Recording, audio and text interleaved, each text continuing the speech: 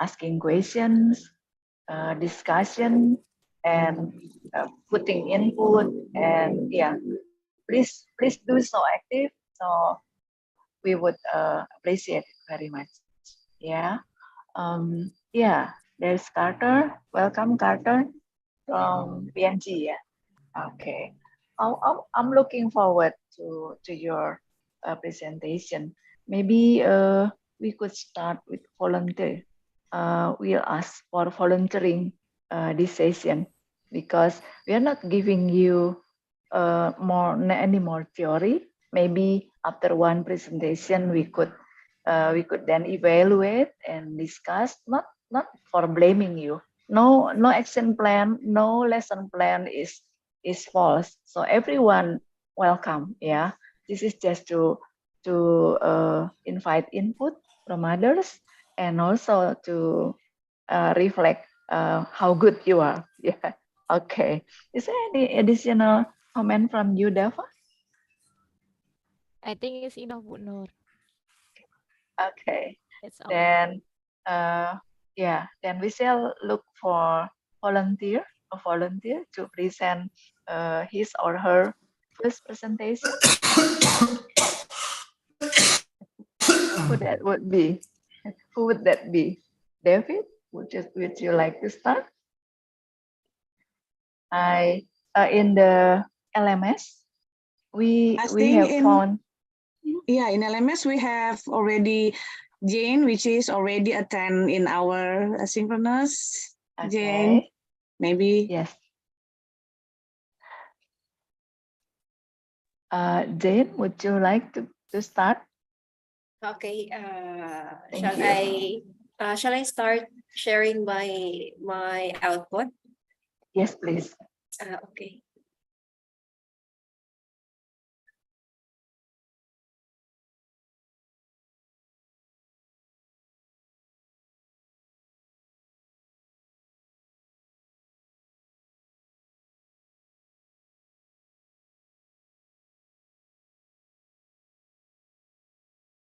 Okay, can you view now my PowerPoint? I am sharing it already on the screen, okay? Yes, it's very pretty. Outreach Okay. program. Okay, so as part of the output that I'm going to do in the future, aligned to the learning that I will get from this training is I plan hopefully by next year, I would be able to facilitate an outreach program on the basic weather class for fisher folk here in one of our coastal community here in the Philippines. So this program will, of course, will target the important recipient or beneficiary here in the community where they are fisher folk that is already identified or identified fisher folk, which here in the Philippines, I don't know with other country, but maybe it's the same that fisher folk, since even if they are working significantly in our food production sector, but still they are considered as the marginal sector. And majority of this community, of course, are based on some studies, of course, they have a lower educational qualification. And oftentimes, along in doing their main source of livelihood, which is on fishing, they oftentimes encounter mishaps in their fishing activities. And of course, as fishing is their main source of livelihood, whenever there are natural disasters, they are also the ones that are badly affected. And here in our university, we have here a vision and mission to be a community responsive. So that is both for region and national level, that not only we are serving the community mainly for quality education, but as well we extend our resources to the community to answer the objectives or aims as well of the national. And of course, we wanted to facilitate learning opportunities because here in our university, we offer programs in maritime and fisheries, where I see these programs be a flagship in implementing this outreach program in the future. And of course, the purpose of doing this is, of course, to enhance the traditional knowledge of our fisher folk through advances in technology. Since we have here technologies and of course the updated learning that we get here in university, we wanted it to extend to our coastal community.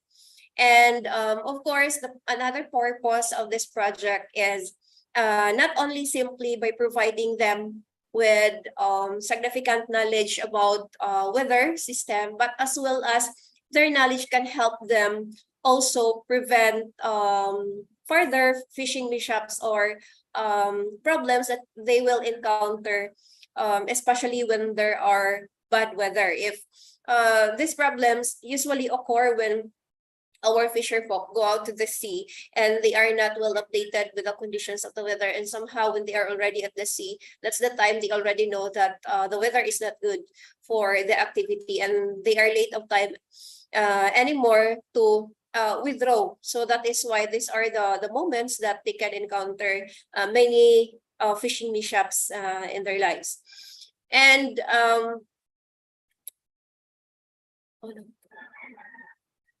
okay, the target beneficiaries of this project will be the coastal fisher folk here in the community. So they are the ones that is already registered. So I have identified a specific community that we call it here the Luyang Fisher Folk Association, or the LOFA.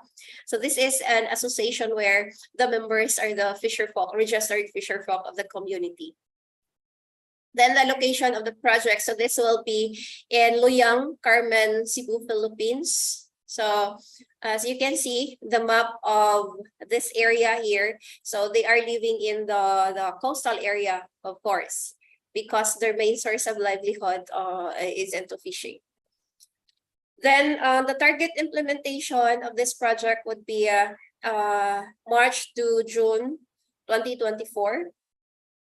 And the methodology or how we are going to carry out this project will be, first is there will be a visit to the association. The purpose of this one is to discuss with the association about the plans and the component of the project for them to understand the purpose of this project. So we will also be having a focused group discussion wherein we wanted also to gather the experiences of our fisher folk here relating to their fishing activities, as also with regards to experience on weather systems. Then after that, we will be doing coordination with partners. So it will not only be a work of our university, but we will be communicating with our partners. Say, for example, here in the Philippines, we have Pag-asa. So we will ask some resource person because they are the ones that can efficiently also give vital information about this project. And also we have some other partners working already with our fishery sector, and we wanted to coordinate with them so that this project can be efficiently implemented in the future. And after that, after we can agree at some terms, then a project proposal will be submitted, because this will be subject for budget requirements. So it will be submitted to our university and to our identified partners later on. And after that one, if we have agreed at some point on what resources can we give to deliver this project, is we will have a MOA signing, or Memorandum of Agreement signing. Then once the memorandum of agreement is sealed, then we will schedule the start of the project or the project implementation. And after implementing the project, we will do also the project monitoring to see how to see the impact of the program or this class that we provided to our fisher folk here in the community. And that's all. Thank you for the time. Wow, I think we should give big applause to Jane. Okay, sorry, I turn off my background because I can't see myself. Okay, well done, Jane. I think that's one of very good, nearly perfect action plan, yeah, or lesson plan, yeah. Maybe we shall give some time, Ami, for questions, for exploring Jane's presentation. We welcome any other presentation, any other participants, I mean, or Yeah, presenters to be. would you Yeah. like Jane already have a comprehensive from the lesson that from lesson 1 until lesson 4. Maybe if their participant want to ask or want to asking or something that you want to add your knowledge from their country, maybe we please to all of you. Maybe Carter, if you or Rafael, if you want to ask, or maybe combine with your in your country, please.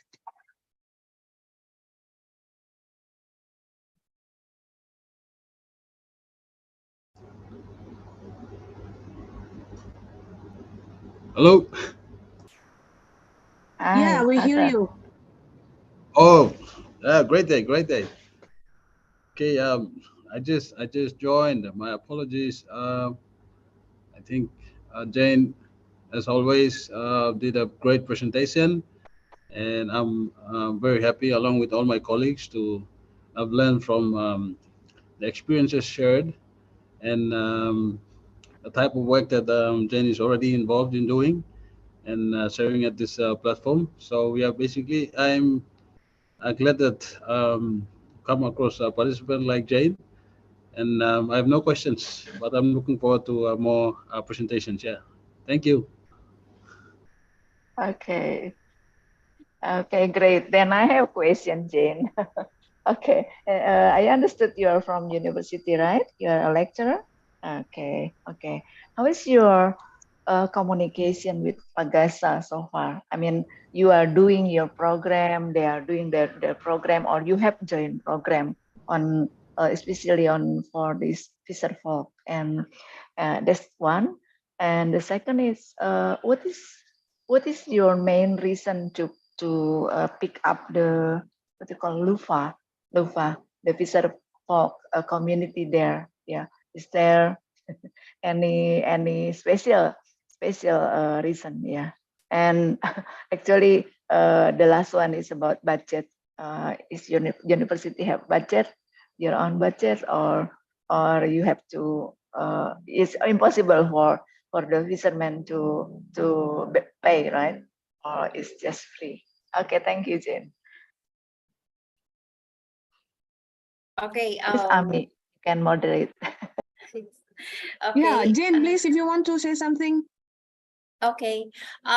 Regarding our partnership with Pag-asa, what I can say about this one, this will be new because Pag-asa is not our usual partner, and that will be the first time if this will be realized by next year. So this will be the first time that we will be tapping Pag-asa for this one, because I really see that there should be somebody from Pag-asa who can deliver some important component about this project, because they are the ones that are expert in this field. So we will just be facilitating, and that's my plan in next year, that I will be starting communicating with our Pag-asa, because here in Cebu we have a local Pag-asa also here in Cebu.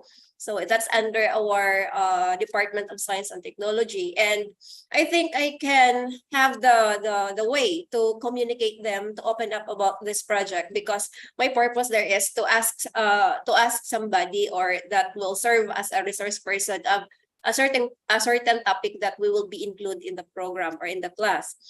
Then what's the second question again? I forgot the second question. What is the main reason for you to pick up the LUFA? Okay.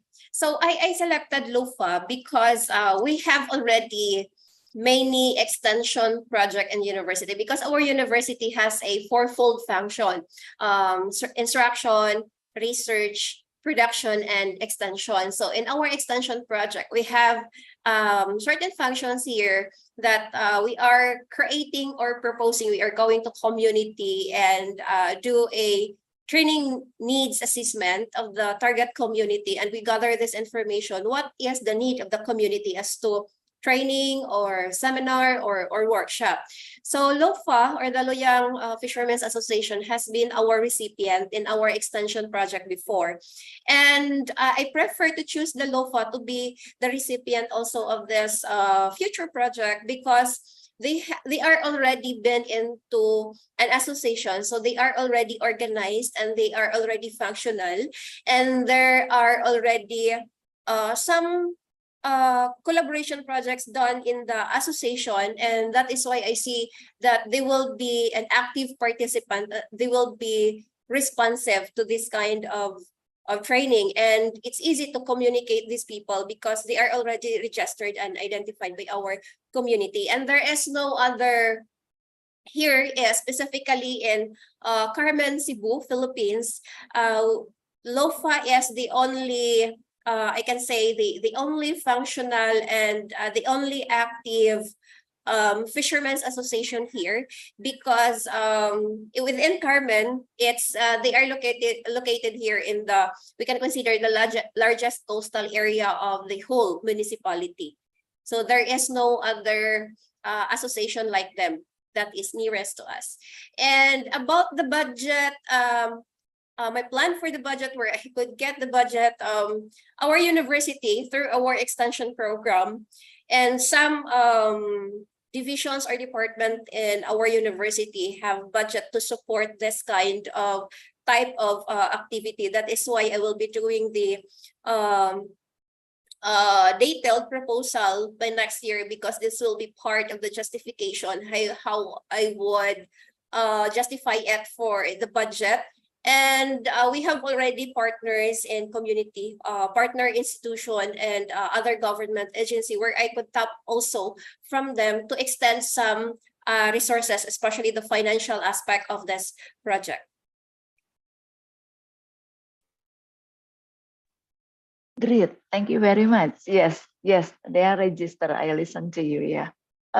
Just in case if you need some additional help with Pagasa, maybe we can help, because we have collaborate so close. For example, we are together in a impact-based forecast. I think Michael or some other from Pagasa would be very interested in cooperating with you. Okay, Jane, thank you. Yes, and from PNG, I think they are all from National Weather Services, yeah, Ami? Yeah, we have Alan in here, we have Carter. Which one, who want to presenting first? Okay, thank you, Jane. Thank you, Yeah, Jane. thank you, Jen. Thank you, That's Jen, so great. much. Welcome, great. welcome. Thank you also. Hello, good day. Hello? Yeah, we still Hello. hear you. Okay. So basically you asking one of us to present, right?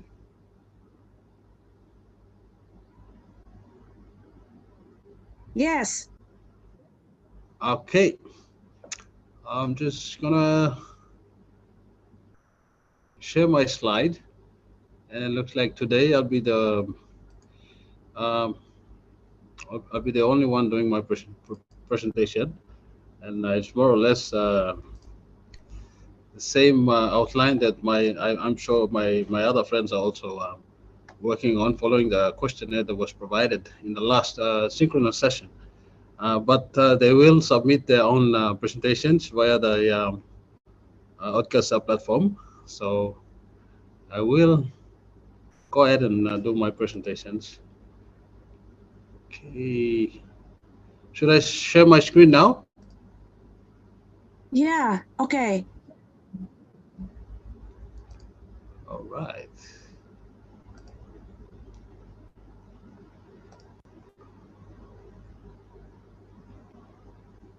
Can you see my screen on display? Yeah, we've Yes, seen. we could. Yes. Okay, once again, great day, everyone. Especially the trainers. Thank you so much for this wonderful opportunity, and also fellow participants from within Papua New Guinea and all around the world. Thank you. As you can see from my slide, the first slide, the title of the program or the presentation is Ocean Science to Service Literacy Program, which is my action plan. The presenter is myself. I'm climate data officer or climate forecaster with the PNG National Water Service, attached with the Climate, Agrometeorology, and Special Services Division.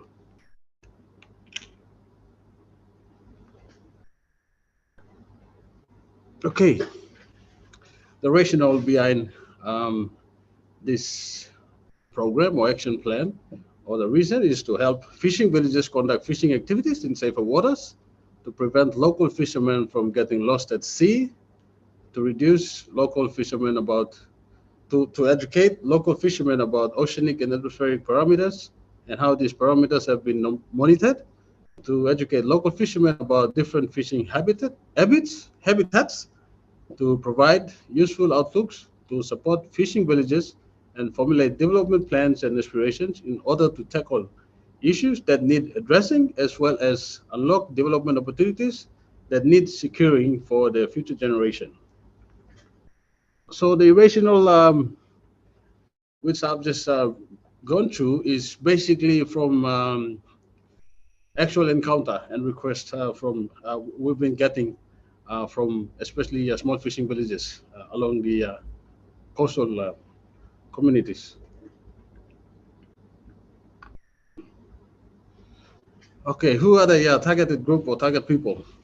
So I have this particular coastal village or community that we've had encounters before, and they're called the Motuan coastal villages or village.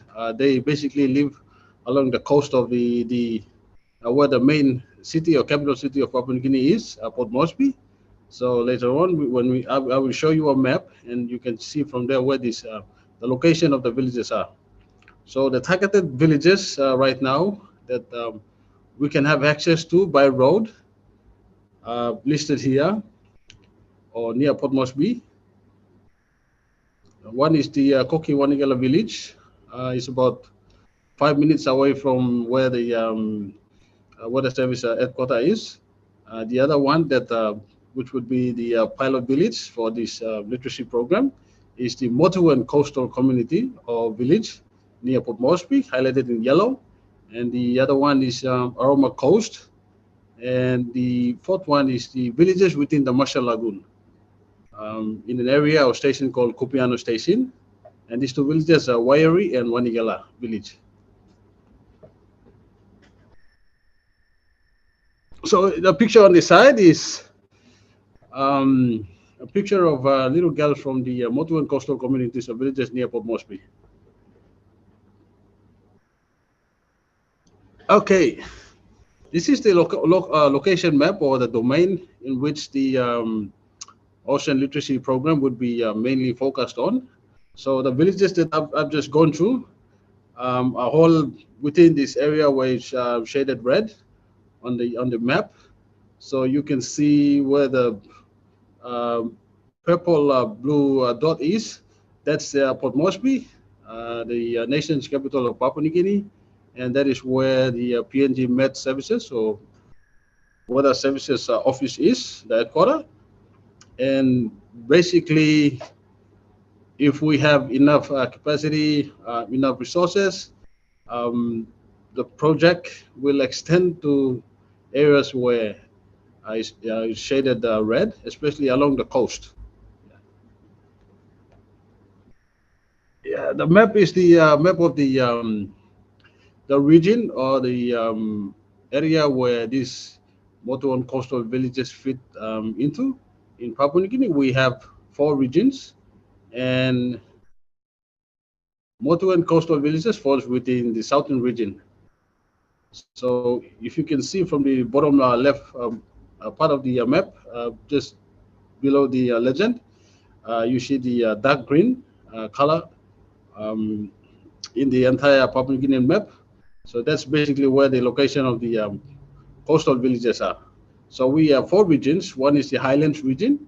Uh, Highlands region is mainly located within the central most part or innermost part of the main island of Papua New Guinea. We have the New Guinea Islands. You see the islands towards the northeast side of the main island of Papua New Guinea.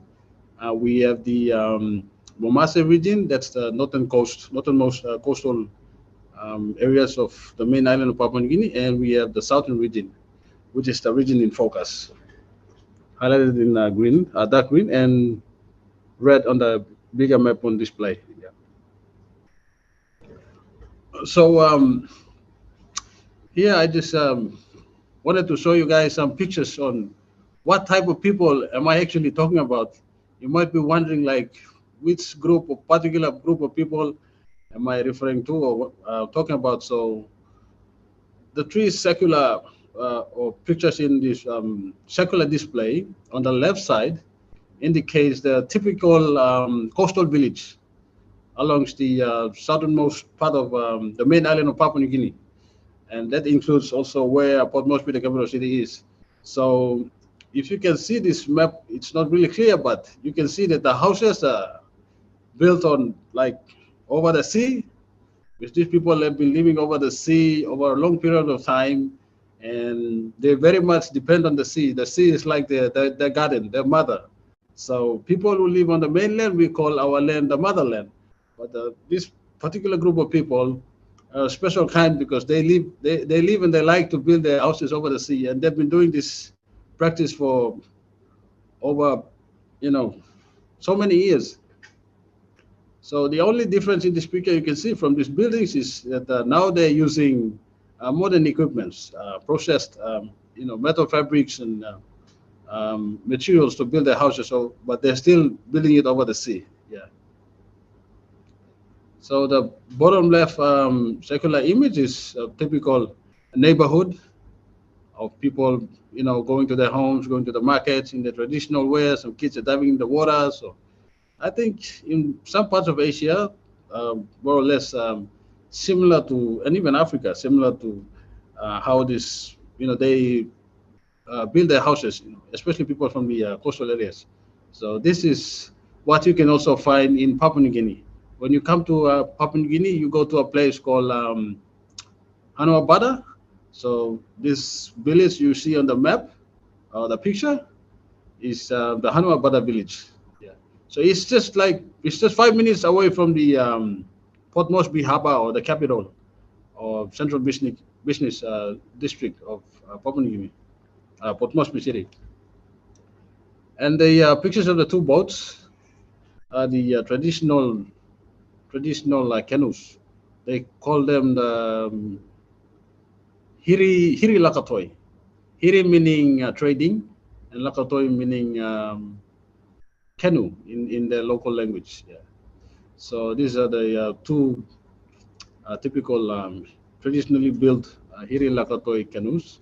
So it's built using raw materials. Yeah. And some pictures on the side, pictures of these unique people from our coastal area, the Hiri or Motuan people. And they have this tradition or culture where every independence celebration for Papua New Guinea, they always, come in the canoes. They come in the traditional way, and they do perform, dances. So now the public can go and watch, but it's a tradition that they perform, like they've been performing over the years to mark a, a celebration, or like a tradition they carry out before they can actually carry on their trade system or fishing activities or whatever. Yeah. So they're very special kind of people.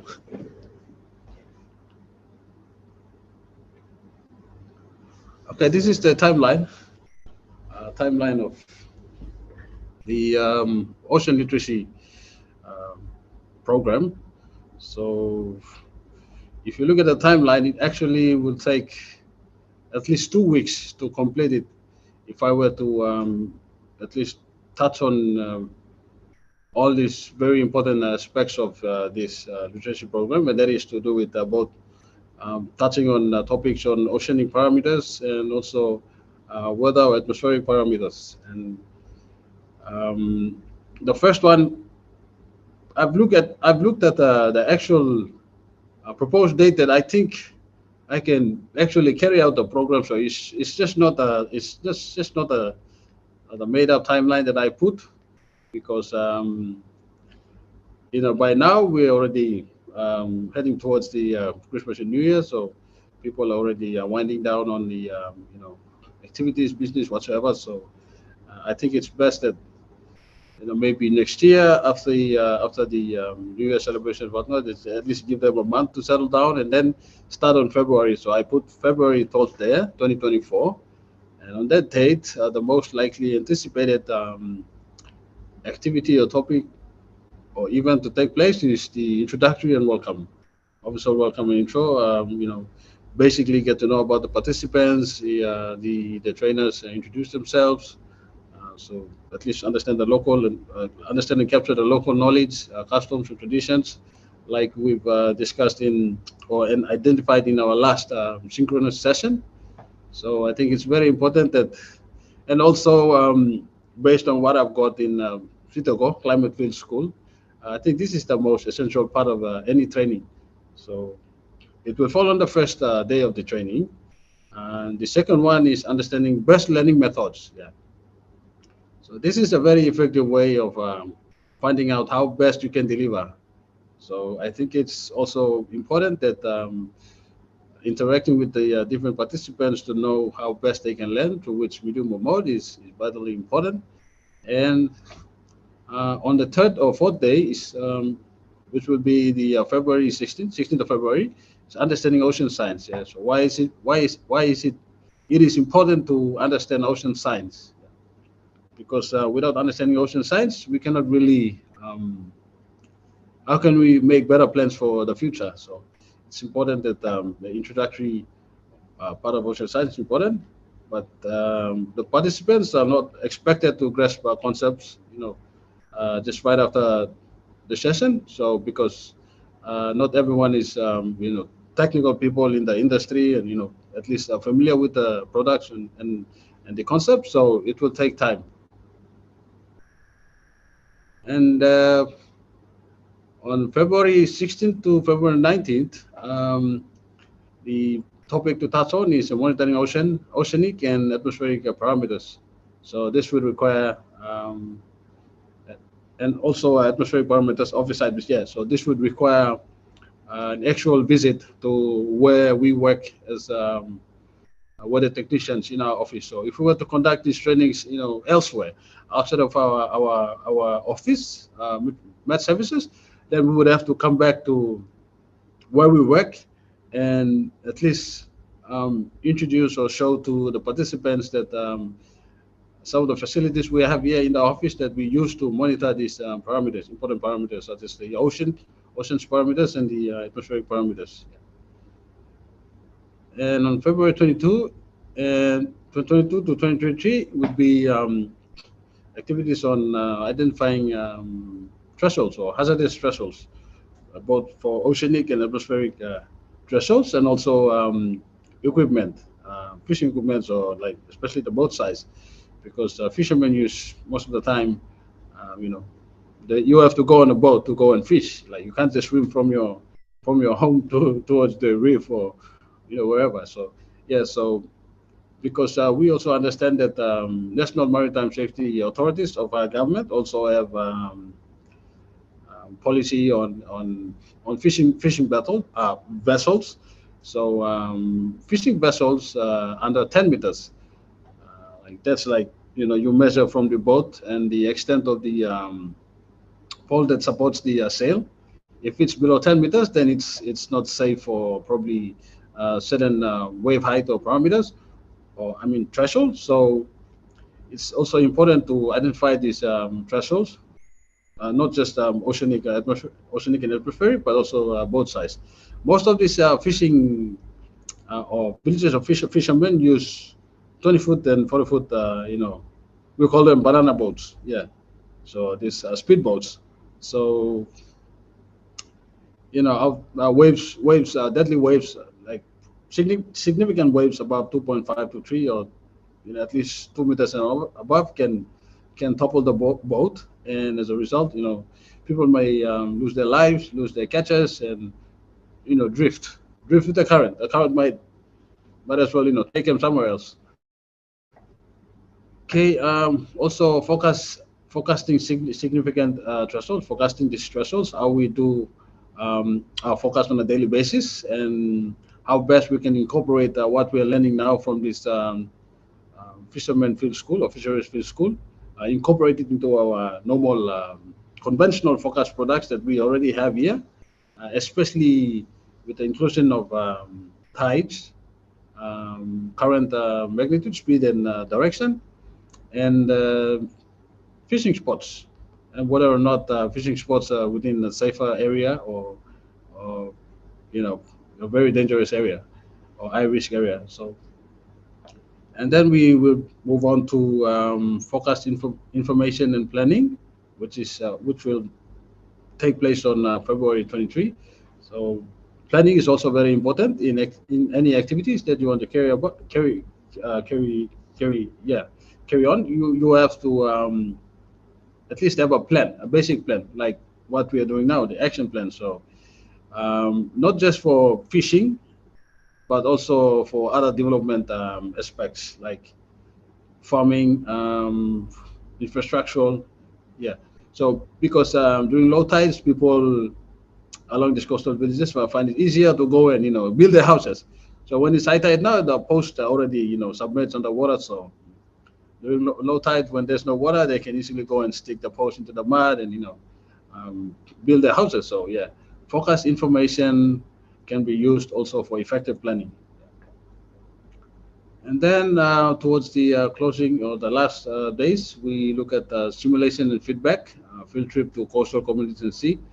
Um, this is very important because what we are learning now, we can get the best feedback from the local participants or the fishermen, how best they think that information can help them, and in the past, what methods or what strategies they've been employing or using to live the basic lives, especially in terms of fisheries, and how this training now can enhance their ability, or um, the knowledge on the basis of continuing their life, and ensuring that their catch is high, and there's limited damage to the areas where they go and catch their fish, because now with the technology and use of modern fishing equipment, some people tend to either poison the water, cut the mangroves down, or even use dynamite techniques,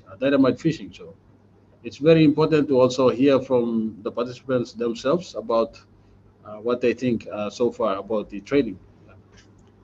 And of course, simulation and feedback or group presentation on how to build effective communication channels, because um, that's one of the biggest challenges setback for PNG National Water Service is, and perhaps other med services all around the world, is to get that information to reach the last mile. So this is an ongoing challenge.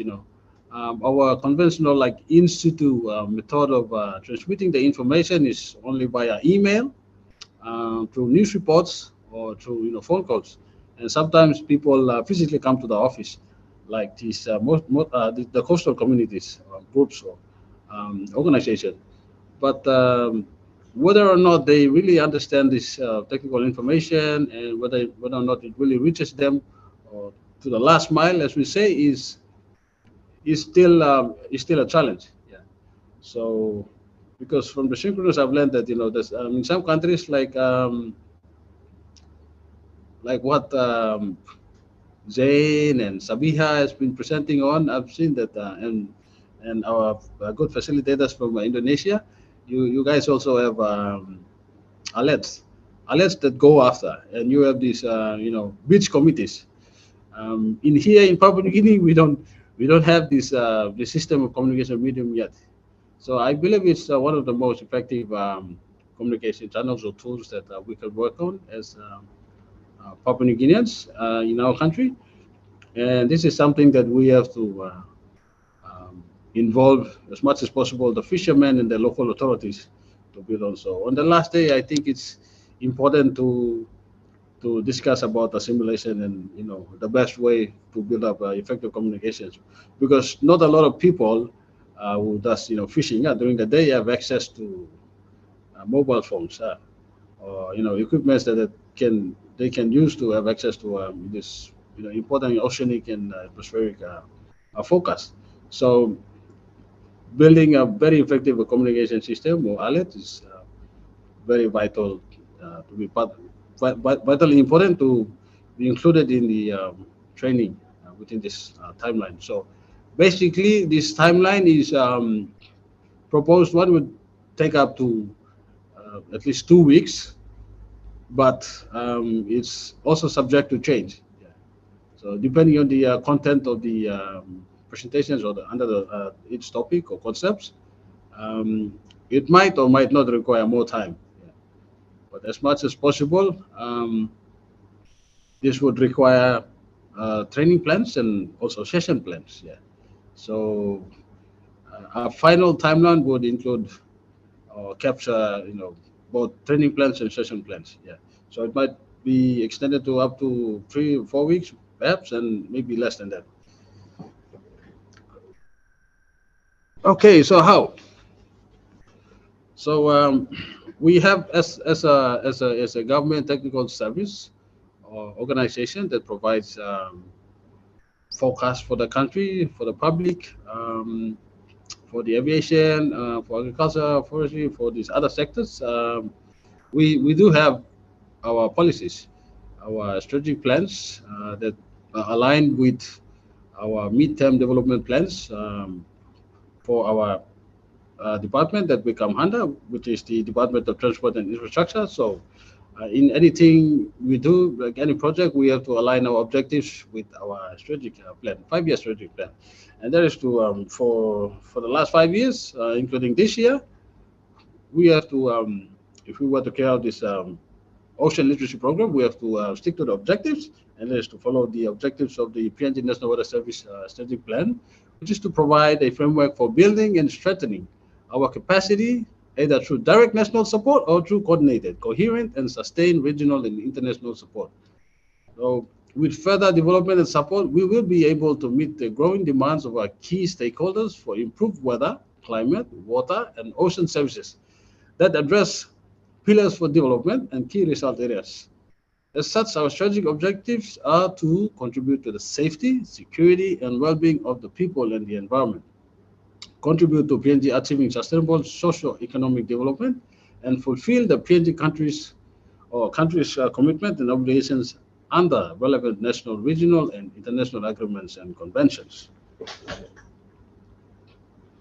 We also believe that with these objectives, partnership and linkage is very important. So not just local partnership, but international partnership. But in terms of our ocean literacy program, we would have to partner with local authorities or provincial or district authorities within the coastal areas.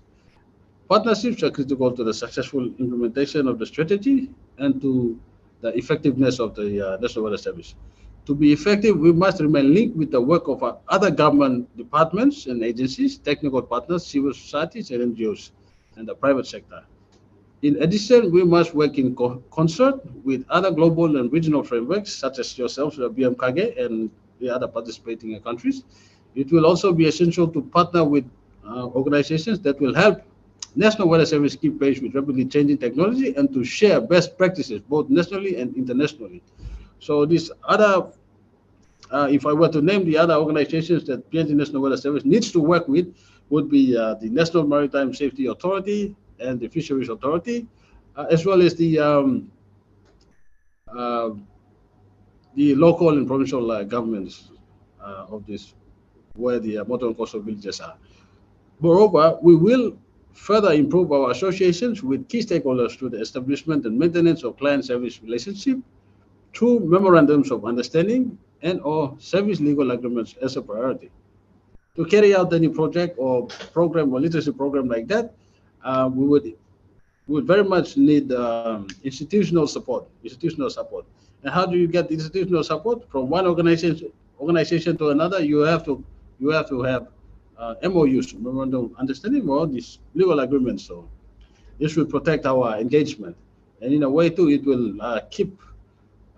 We will have budgetary appropriations, funding put available for us to carry out this literacy program, and it could perhaps take time.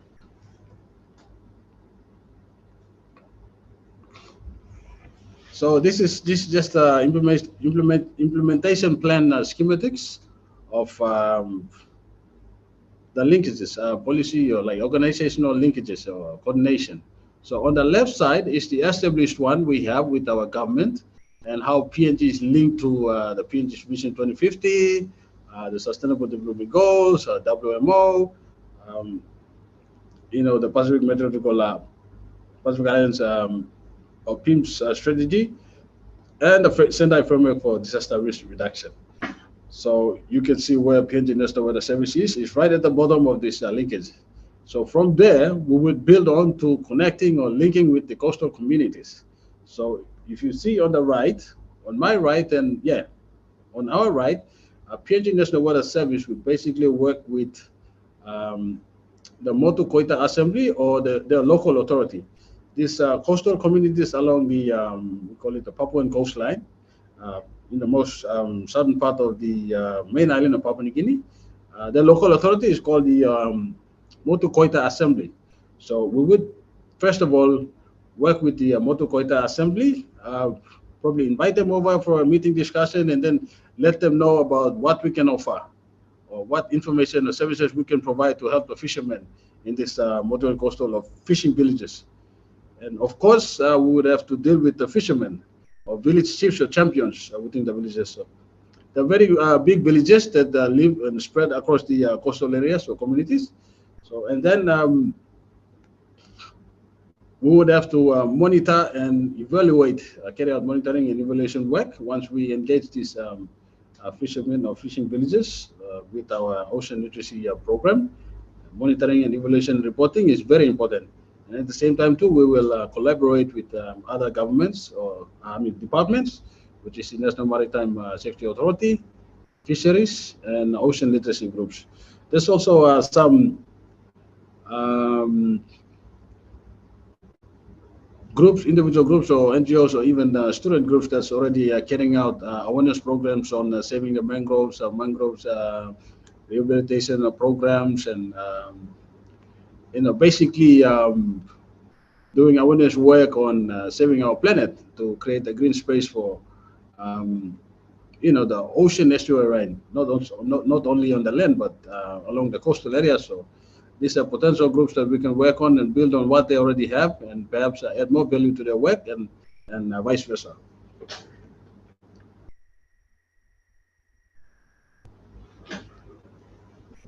Okay, so there's so many reasons why we need this, ocean literacy program, and I've just gone through some in my introductory slide on the reasons why we should do this carry out this ocean literacy program. And what I'm showing you guys here is just an example of a request letter that we got from the via the Koita Association Inc. of Papa Village. So this is one of the village that is probably 20 minutes drive from the National Weather Service office. no, not 20 minutes, 30, yeah, probably 30 to 40, 45 minutes drive from our office here at the headquarters. So they basically came up with a letter, and they invited the PNG National Weather Service to provide them with some information to help them with their planning activities. And this coastal village is basically a fishing village. They've been, in this practice, fisheries practice for over, you know, ever since the village was established there. And there's a lot of need apart from fishing, just doing fishing activities, because they realize that the development is happening very fast, and is now, touching their lives right in the village area.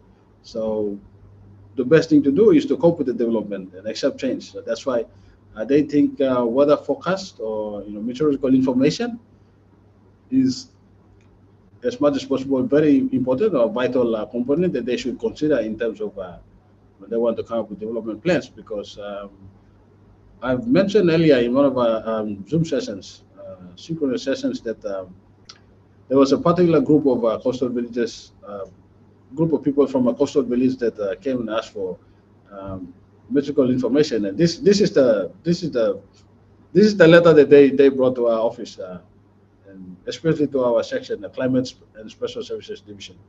So this is one of the reasons why I really wanted to take up this, programs or courses, so that I can be in a better position, along with my colleagues here at PNG National Weather Service, to conduct, trainings, or what we call information sessions. And now, as you can see, and thanks to the concept, we can say ocean literacy programs. So we incorporate both meteorological concepts and oceanic concepts. So everything we do, at the end of the day, we must stick to our vision and mission. So we must maintain institutional alignment guided by organizational vision and mission statement. So the vision and mission statement here is from the PNG, for the PNG National Water Service. Our vision is to be an organization of strong regional standing that is highly valued by the community for our pivotal role in enabling a safe, prosperous, secure, and healthy Papua New Guinea. And our mission is to provide relevant weather, water, climate, and ocean services to our people, enabling them to make informed decisions for their safety, well-being, and prosperity, and for the sustainability of our environment. Oh, Dian. Terima kasih.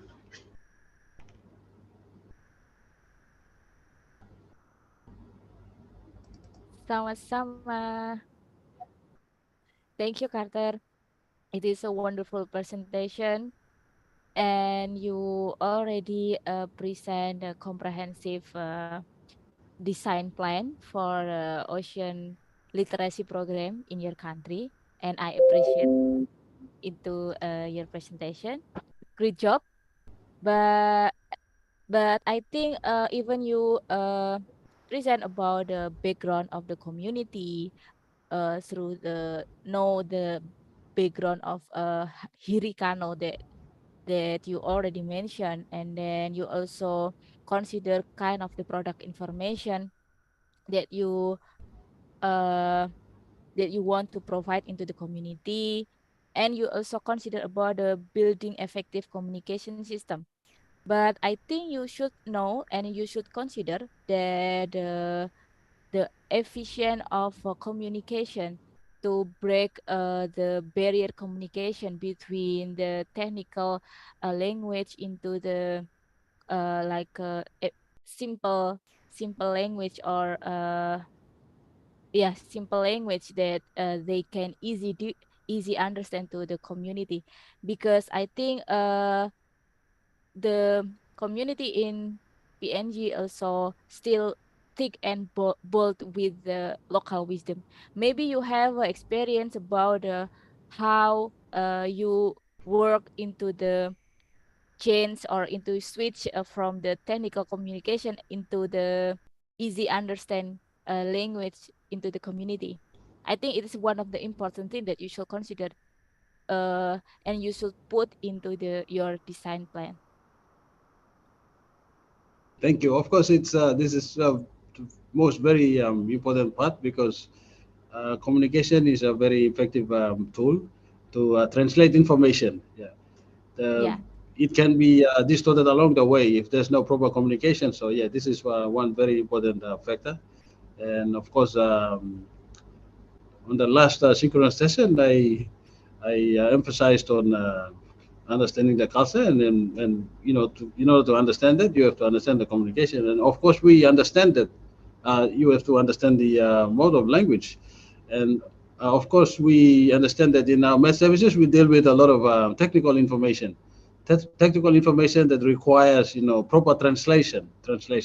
So if they are not translated properly, this information, especially weather forecast information, then people will not understand it. Yeah. yeah, So of course it will take a lot of time, and then it's a very yeah. important aspect to understand the mode of communication and do proper translation. So thank you so much. Yeah, got your Yeah, point. yeah, yeah, you're welcome. Yeah, and I appreciate with your presentation about you also collaborate with other institution in your country, isn't right? Oh yes, of Yeah. course. I was in fact I wanted to carry out this literacy program, but um, when we got the invitation to join the Fisherman Field School, we had to put it on hold. But because the literacy program was only focused on agriculture, but thankfully we got the invitation to. Thankfully, thank you to Roro. We got the invitation to be part of this Fisherman's Field School. So now we can include the Fisherman Field School concepts Mm-hmm. along with our agriculture field school, blended Yes, training for trainers, and then we carry out our literacy programs. So for yes, agriculture, we do it separately, and then for fisheries, we do it separately, but they have to come under one plan. Huh? So we get the support, on the same time, like funding support, facilities, whatever. yes. You can combine through climate field school with the fisherman field school, I think. I know that the material will be different, but we also combine because basically we use meteorological information as our like campaign into the community. Yeah, I think you can combine it. Okay, Bu Nur, I think Bu Aida will want to share her presentation also. Yeah, is he still here? Is he still Ami? here? I think already left because Oh, okay. she has another class, I think. Okay, Okay. okay. Well, thank you, Carter. That's Thank you, very Carter. comprehensive, I think. Yeah. Uh, you talk a lot with on your one slide on the timeline, and you explain everything. I noticed you joined the climate field school for Oh yeah, yeah. I remember Colombo you. I remember you. Global Plan. Oh, Yeah, thank God. Yeah, Colombo, man, yeah, I remember you. so you are there. You look Yeah. familiar. You look familiar. Yeah. Yes, it is You me. came Yeah. you came to one of our sessions. You came to one of our sessions. I remember you. Yeah. Yes, okay. Thank you. Thank you, Charter, for joining us and sharing this. Yeah. I think PNG uh is very close with local wisdom. Yeah, like us in Indonesia. And Oh yeah, we are or very attached. yes, yes, you attach, yeah. All my comment is it is pretty, very pretty, your presentation. Yeah. I'm asking you to I was asking you to use your mouse for pointers, because when you talk this this is the community on the left hand side and so on. It is better if we could see where it is. My Yeah. apologies. That's My okay. sincere That's okay. apologies. That's okay. No problem. Yeah. And Alan, I noticed you chat us in the WhatsApp group last night whether it is an individual assignment, or could you do in group. I think same with with last CFS, right, Carter? One country can join together and present one action plan. But because this is a requirement for you to get certificate, I'm afraid you have to do it individually. Alan also joined our numerical weather prediction training last time. Oh, yes, Was yes. it? Yeah. And so he was in Chitek Koto too. Unfortunately, he could not talk, yeah, due to audio problem. Yes. Okay. Okay.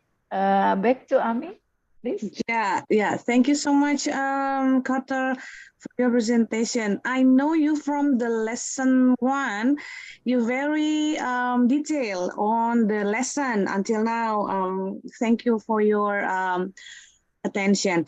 Now we invite Rafael, because Dercio already forced to upload the assignment on LMS because Dercio is not attend this session.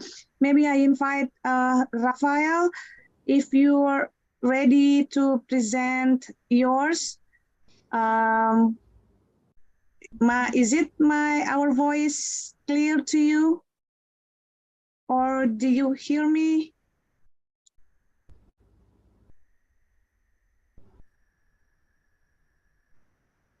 Okay. Rafael. Yeah, maybe Rafael still prepare something, or we still have from Indonesia like Prada, also David. David still here already? Leave. Oh, David. Yeah, maybe we can invite him again to join this session. Rafael is not here as maybe Prada. What about Yes, Bu. what about Gabriel? Gabriel also. Gabriel or Prada.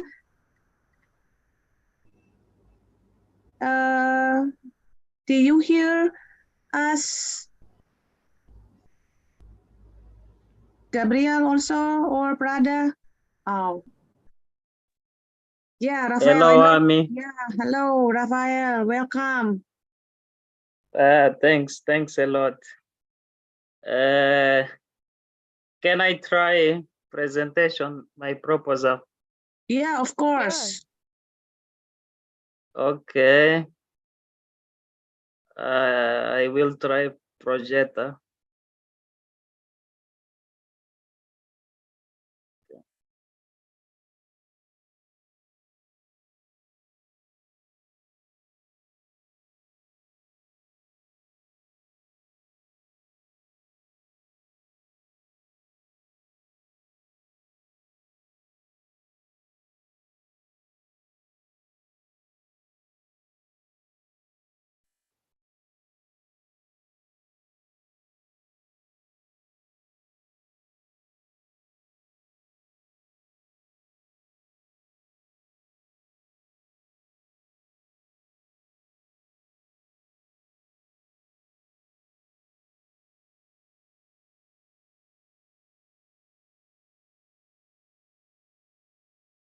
Maybe now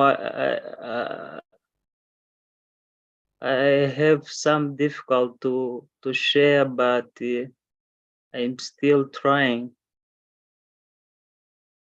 If you want to share your presentation, my direct message, or you want to send to the WhatsApp group, I will share to the Zoom session, if you don't mind. Okay. I can try share by WhatsApp.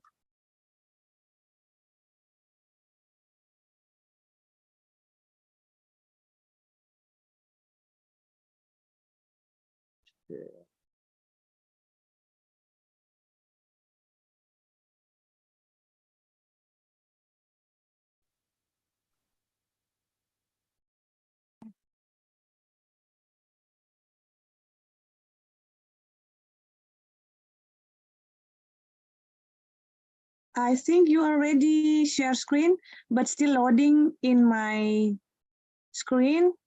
Is it on you also, Bunur or Miss Yes. Dafa? Okay, the same. The same, yeah. Maybe the internet problem, I think this.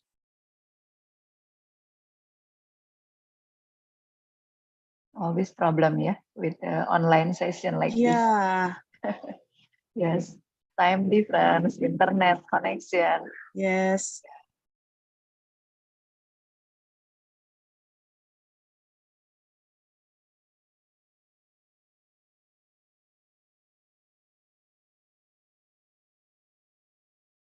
Or Rafael, if you're still trying to share the screen, maybe we go to. Did you already send to WhatsApp group? It is not in here.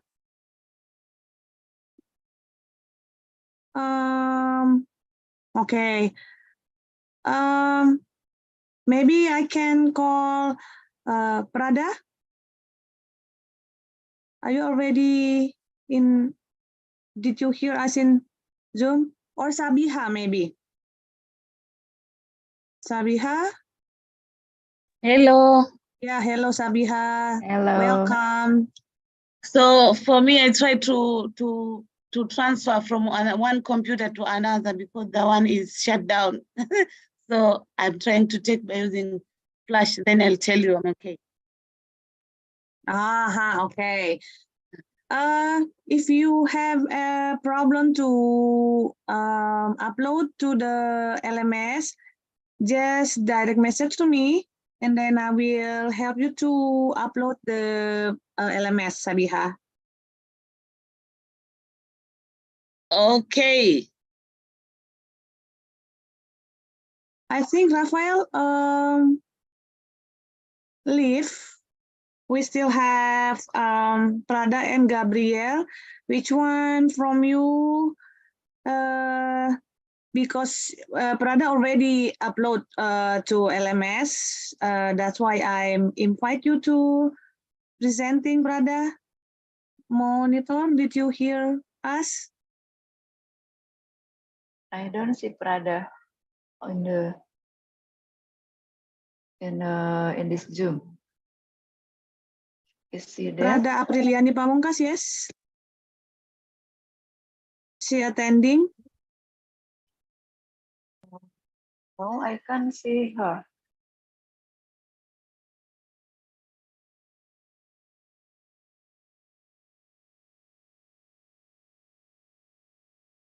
Well, while waiting, I think for Gabriel or Sabiha, if you could just send your presentation to Ami, then she could help you presenting. Okay.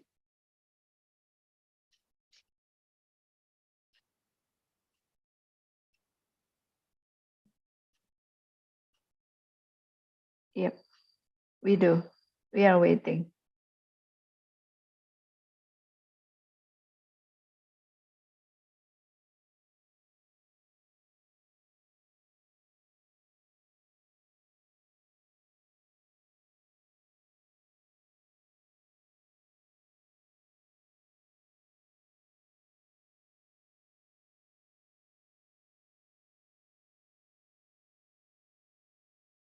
Yeah, we were waiting for Gabriel to presenting, and also Sabiha after Gabriel.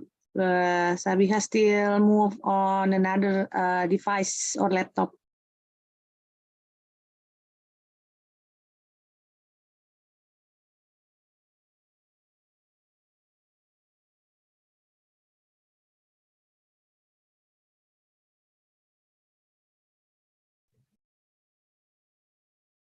Yeah, Can you hear Gabriel. me? Yes, Okay, please. thank you so much. I'm sorry, it's kind of late because I have to turn my laptop on. I was joining on my phone. So this is my program plan about ocean literacy. about what I'm gonna do after I get this training. So my program will be named as Oceanic.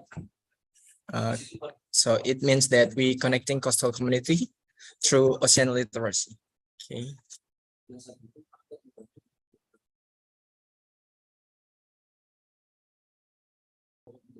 So Oceanic is a program that was dedicated to promoting, it's just a promoting about marine conservation and ocean awareness. So it's focusing on educational and educating the coastal community about ocean and their role in our ecosystem. So anyway, I'm from North Sulawesi, Manado. So there's here in this place, there's a lot of fisher community that semi-modern fishing community here. So it's not like really traditional. So it's almost modern. They are. So it's for the intermezzo about my background of this program plans. So this Oceanic is a program is built on a deep understanding of how important the connection between coastal community and the ocean is. So the first one, why do we need of Oceanic is because the environmental education and awareness. Why do we need here? I think we all know that what do we call jasa ecosystem? The benefit of and awareness. So the reason why is because sometimes coastal community often lack of comprehensive knowledge about the marine ecosystem. And the second one is the sustainable coastal development. So this one is for we having us like a goals, like we have our United Nations have a planning for the SDGs 2023 2020 I think it's 70 point about sustainable development goals, and sustainable coastal development is on point 14, living under the ocean. So this one is based on sustainable development goals. So we're gonna educate people about the importance of the ecosystem, and also and what do we do, and what should we do, and what should we don't do. That's sustainable coastal development. And the third one is climate resilience and disaster preparedness. So we gave them the information of, because they all is the one that the first responder about the impact of climate change. They are the one that got impacted the most for the coastal. So it's important for them to know about the climate disaster preparedness. What can we do about this one is that, like, we tell them about, one more once again, like just a ecosystem. Like, let me get an example of mangrove and their benefit of having them. So we let them, we educate them. The third one is empowerment for livelihood, and the third and the last one is global. Okay, so which the program targeting to? Which this program targeting to? So this program is the target. The target is local community fishermen in Manado City, but we also have a NGO and government to collaborate. So here in Sulawesi, specifically in Manado, we have a lot of non-governmental organization that really concerned about the ecosystem. Here we have reformers, YKA, Yayasan Kawasan Konservasi, dan YPK. we also have a lot of local diving club that have a really good intention about the ecosystem on the coastal, and we have a government also. It's BPSPL Makassar, we call Balai Pengelolaan Sumber Daya Pesisir dan Laut Makassar, and also Pangkal PSDKP. Pangkal Sumber, I forgot what is that. Sumber Daya Kelautan dan it's Pangkalan Pengawasan Sumber Daya Kelautan. Yeah, it's on Bitung. It's okay. BPSPL Makassar Satuan Kerja Manado. So there's a instancy from Ministry of Marine and Fishermen that have a lot of, yeah, we have a lot of ecosystem that created by BPSPL Makassar and also by reformers.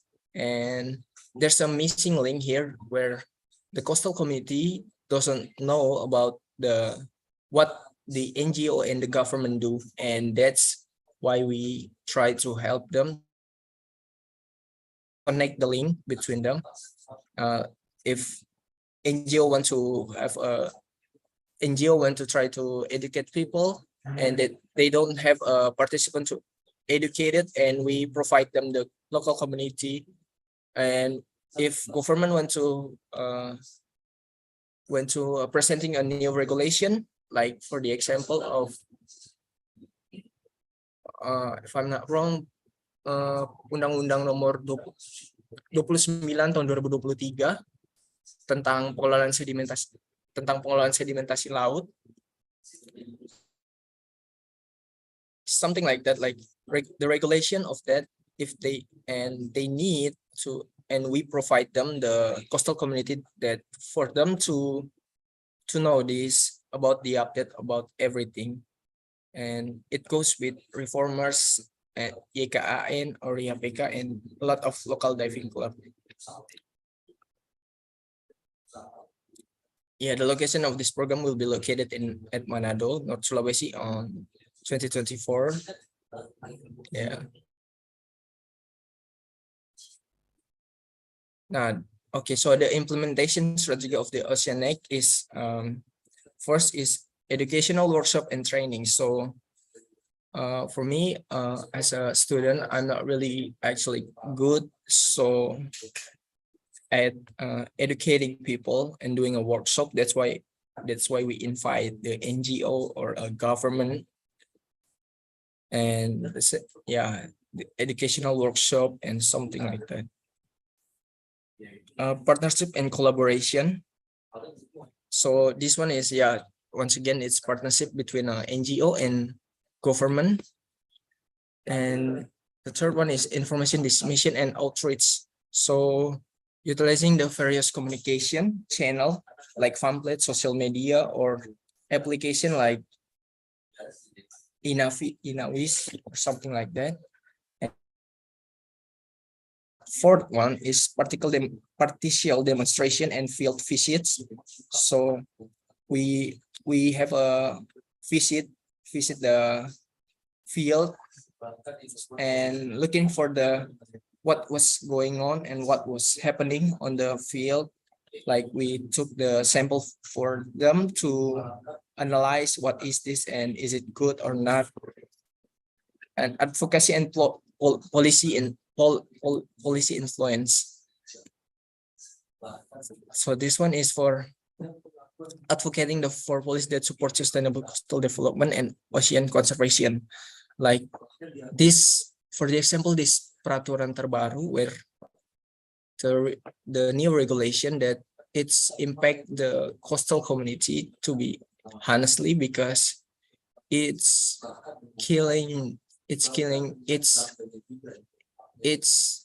make agreement about easing, I forgot, easing for them to be able to mine the sedimentation. So there's a new peraturan and something like that we advocate and make a policy influence. This Ocean Connect is for them to advocate also. and connecting the government and the local community also. And the last one is monitoring and evaluation. So we evaluate this program. Is it this program have a significant impact about their freedom or no? About their kesejahteraan for them. Yeah.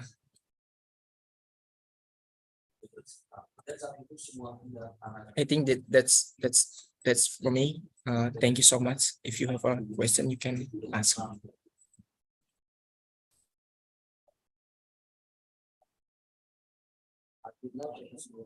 Yeah, okay. Thank you, Gabriel. For your simple presentation, you are a student on University on Samratulangi, right? Which is Yes. very interested in this training. Bu Nur, please, if you have any question to our student. Yes, thank you. So we have student, we have lecturer, we have community. Yeah, this is very enriched course, I think. Yeah. So Gabriel, thank you for sharing your ocean net. Yeah. One thing is in one of your slides, you mentioned about partnership and collaboration. I think this is really important, and we don't want things duplication in Indonesia in particular. So you mentioned also about having used the Inawis. Yeah, maybe I'm just telling you that in Bitung we have this marine meteorological station. Yes, stasiun meteorologi Yes. maritim. Yeah, West Bitung. Yeah. I'm glad if you aware that, and I think we can collaborate. We can Yeah. partnering. Yeah, one of my friend even having an internship and BMKG Bitung. See. Three of my friends Yeah, great. great. Yeah. So your faculty is what is it? Marine Fishery and and marine science, yes. marine science. Okay. Not ocean, yeah. Marine. Yeah, marine science. Marine science. I think Dava got something to ask. Yes, Bu Nur. So I interest with the oceanic. It means that ocean connect. So it is one of the like implementation program, like what we call with the pengabdian masyarakat, isn't right? In Yes, like some pemberdayaan masyarakat. okay. Yeah. Okay. So it is also like you have involve the like a student or other community. I mean the young community, or it just limit for a coastal community and also fishermen. So this community, I have interaction. I have a collaboration before with them, with this community, and for the YAPK and YKN, it's not limited to coastal management and sustainable like coastal thing. But the reformers one is the one that actually only coastal development one. Only Focusing on coral ecosystem. Okay. So it is like a continuous program or just for one project program?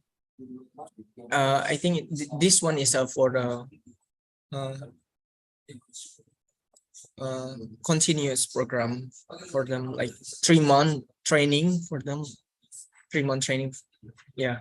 So there's the topic gonna be filled with the NGO and also the government. So yeah.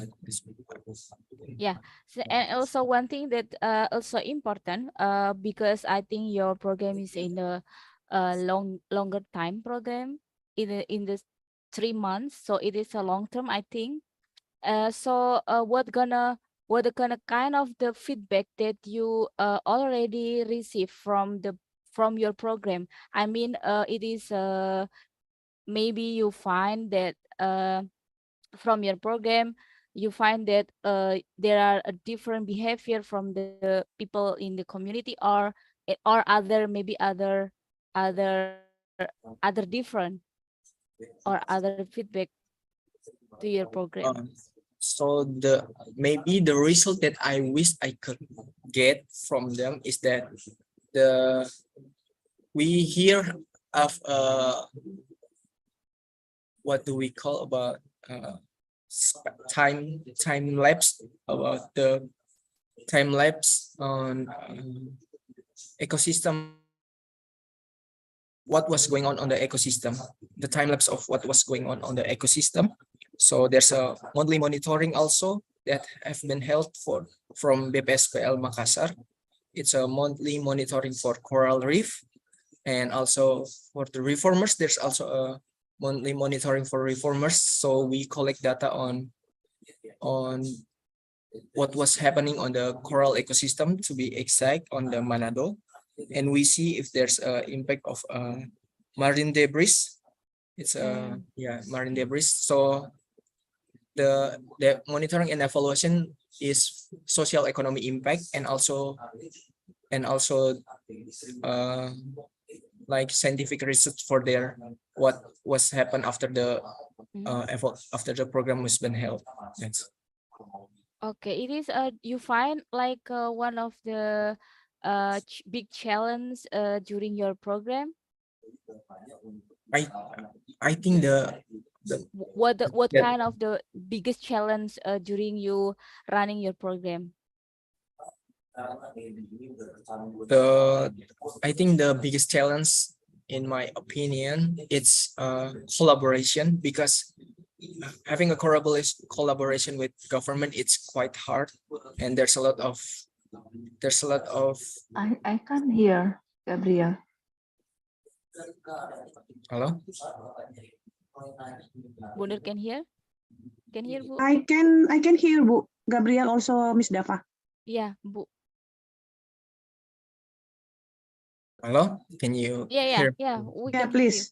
Okay, I'm sorry. So I think the biggest challenge for me to maintain this program to be running is collaboration between the government. And yeah, I think the hard one is for the government, because it's quite hard to invite them to join for this kind of program, because it's gonna be so, I don't think so, it's just in my opinion, but it's gonna be so late, for the message for them to having a collaboration like this 3-month period program. So it's gonna be waiting for them to have access to do that. And the second one is the hard one is, I think, the collaboration, because it's quite hard, because the individualism of every people, NGO and Okay. the government also. So it is a quiet like the quite hard and quite a big challenge for you and also your people in your institution, isn't right? Yeah, but I think this one could have a big chance to be able to run, because if if we make a good like what about what do we do, and what is the objective of what we're gonna do, and what do we want from this program. If we make a really good interpretation of that thing, I think they can actually agree about what we're gonna do, and they're gonna support. Yeah, it's depend on what we do. Yes. Okay. I think you have a good I think make a good design plan, and also you have already have the running program, so you can implement your uh, plan, your design plan into your program after this course. And we also open to collaborate, I mean that from, because I'm from big MKG, and BMKG in Bitung also open to collaborate with university and also other institutions like local government, NGO, and other institutions like Ministry of Marine Affairs or BSDKP, isn't right? Yeah, Yeah, yeah. yeah, yeah. Pangkalan So pengawas sumber daya kelautan dan perikanan. yeah. Ya, ya. Yeah, and it is one of the like good one of good to make more collaboration, and you can make approachment communication to us.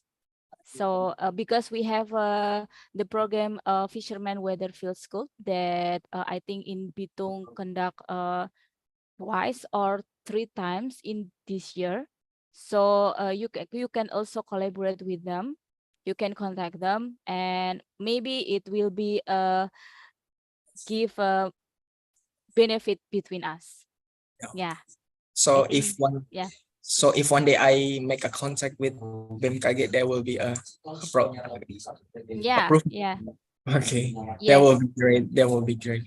Yeah, because beside we have a fisherman weather field school, we also have like a shipping weather field school program that we want to run from last year. I think from last year and still running for each year. So it is like you can also make a wider target community. So it is will be benefit for you also. Yeah. So I think it's one a good opportunity for us. Yes, yes. Yeah. That's true. Yeah. Yes. Thank you so much, Gabriel. Yes, you're Bunun welcome. Thank you so much maybe for want to this. add some information. No, I think there's already abandoned, yeah, from Dava. You can contact us, yeah. Okay. Thank you, Gabriel. Thank you, Dava. Thank you, Back to Gabriel. Ami. Yeah, thank you, Gabriel. Yeah, you enhance our training. Many participants join from another background. Now, maybe we have Rafael. You already sent your presentation to me. If you want to, share screen, I can help you. Please open the microphone. Yes. Okay, so I'm trying Hello, to, yeah. I'm here. Okay. I'm here. I will try the last time. Wait, I will share screen. Yes. This is your presentation. Is it right? Yes, yes.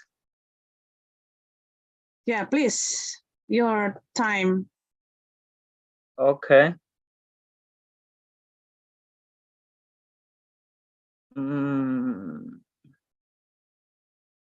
Okay. Thank you for giving me the opportunity to share my idea about action plan. My action plan is titled Application for Meteorological and Climate Forecasting by Artisanal and Traditional Fishermen in Mozambique. My presentations will be divided for 5 parts. I cannot see my slide run. Yeah, it's Yes. still on first Stop. page, Ami. Okay. I can. How about this? I can share myself. Oh, okay. I Yes, stop share. yes. Would you please? Yes. I can share myself. Okay. Is processing.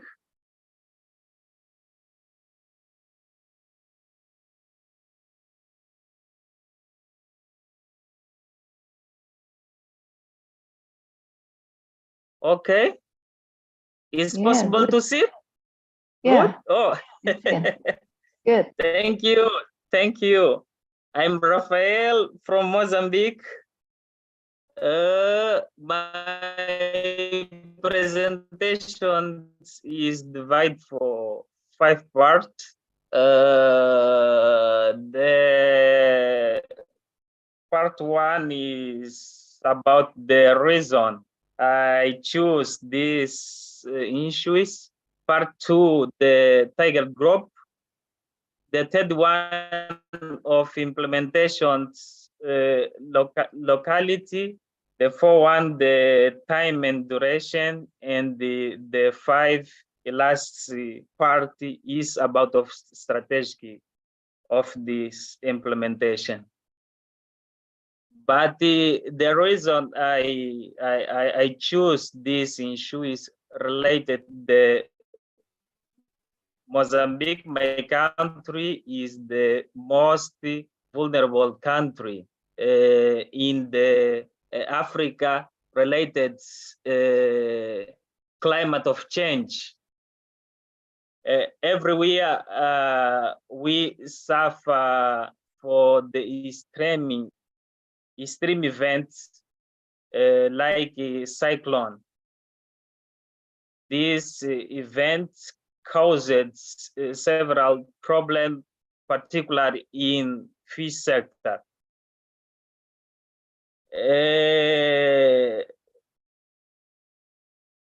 In the last 5 years, for example, they have been lose almost 3,000 boats, more than 6,000 fish in year, in consequence by extreme event highlights cyclone.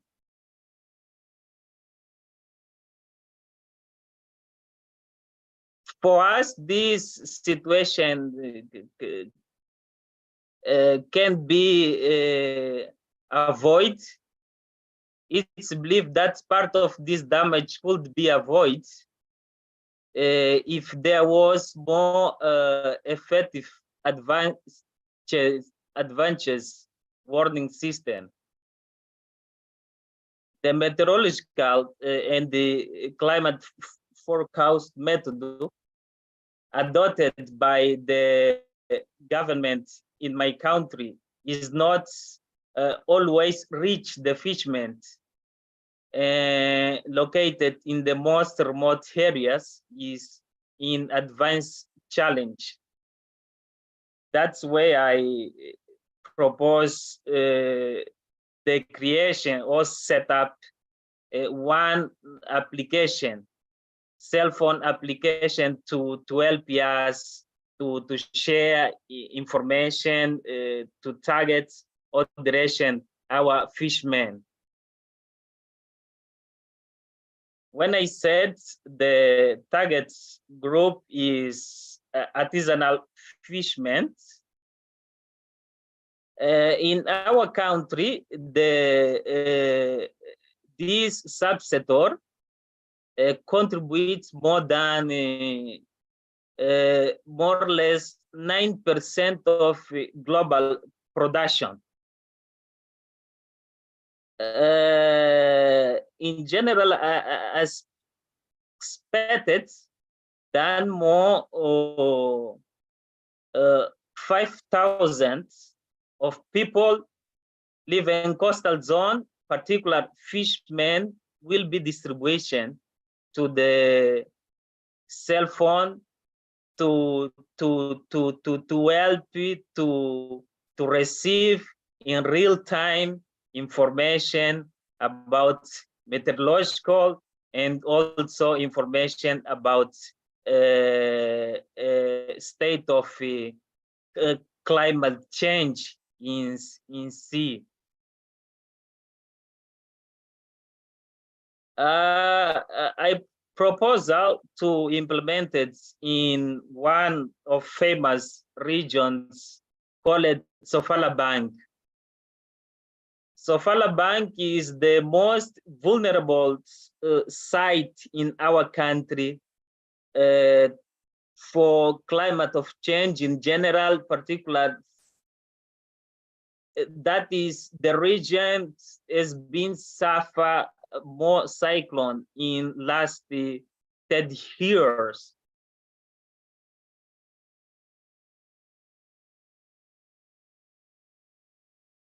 In related of time and duration, the program will be implemented for the 3 years. I think if it will be, or if it will be good performance, it could be extended for another 2 more years.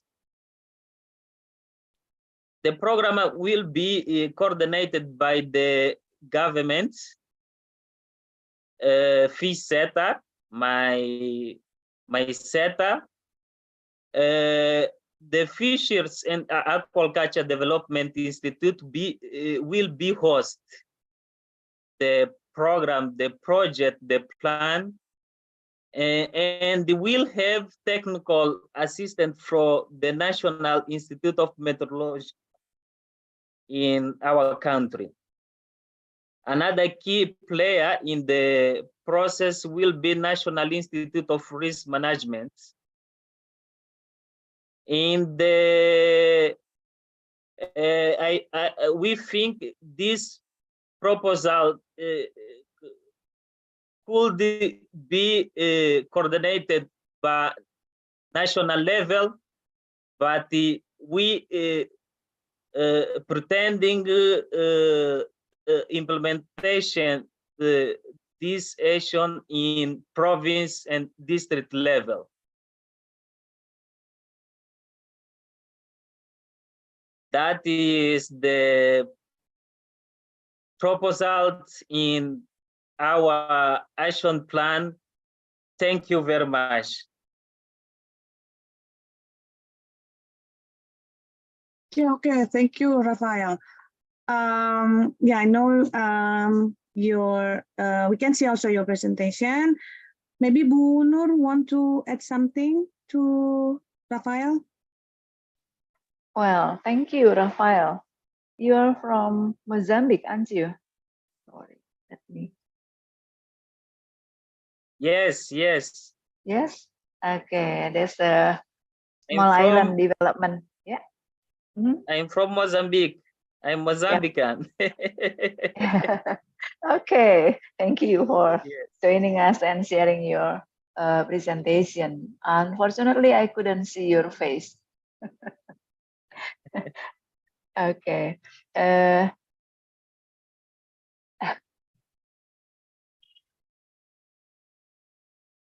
you trying to show up?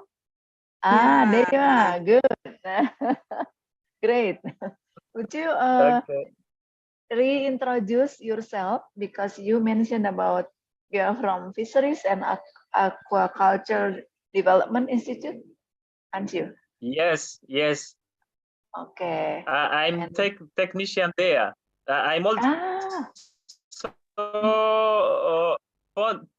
focal point in this center in National Institute of Disaster in our country. I see. Yeah. Interesting. You mentioned about tropical cyclone. You mentioned about the threat of disasters. Yeah. Yes. Disasters. Yes. Yes. Yeah. I think the action plan is interesting, but we have to. You can explore it again. Maybe later on, we could share our some example, Ami, about the previous lesson plan. Unfortunately, not from this fisherman field school, but from climate field school, like Carter has. Yeah. Anyway, this is good. I think this is good. Yeah. Okay. Thanks a lot. I saw Annie. She's also the focal point from our training center. Would you like to say something, Annie? Thank you, Ibu. Yeah, this is just very interesting to hear everyone sharing their pilot plan.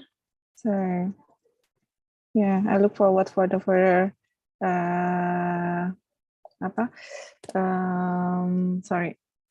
further hearing further the successful of this implementation project from each one of you.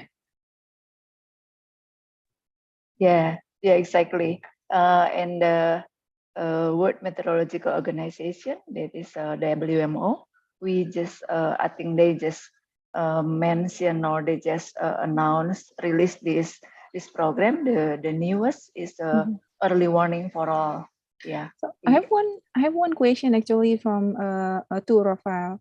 Is there any constraint that you think you will meet during the implementation of the project? Maybe you can share here and get some input from the other participants and also from BMKG. Oh, sorry, I didn't understand your question. Yeah. So, can you repeat? Okay. Do you think that it will be some constraints that you will face in implementing your pilot plan? So if there is, so I think it will be nice to share here.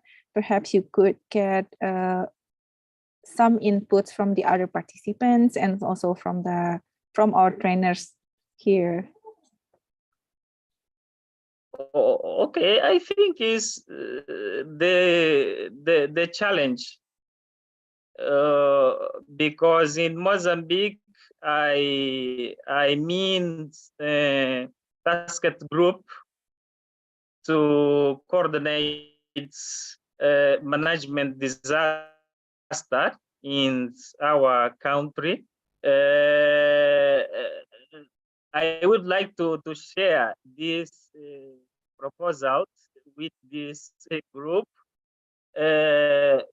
This group work in coordinated National Institute of Disaster and National Institute of Meteorological. Yes, when I said I'm technician from National Institute on Fisheries, when extreme weather come, I work together to awareness the fishers in coastal zone to go out the risk site to retire their equipment to put in security zone, and my duties is collect the damage and elaborated response plan. Other activity I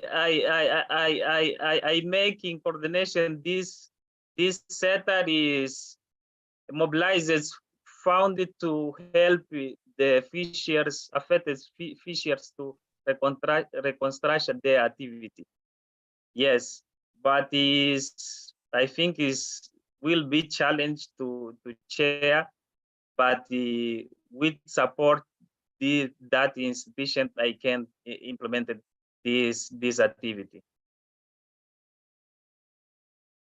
Okay, Rafael, you mentioned about distribution of several cell phones, right?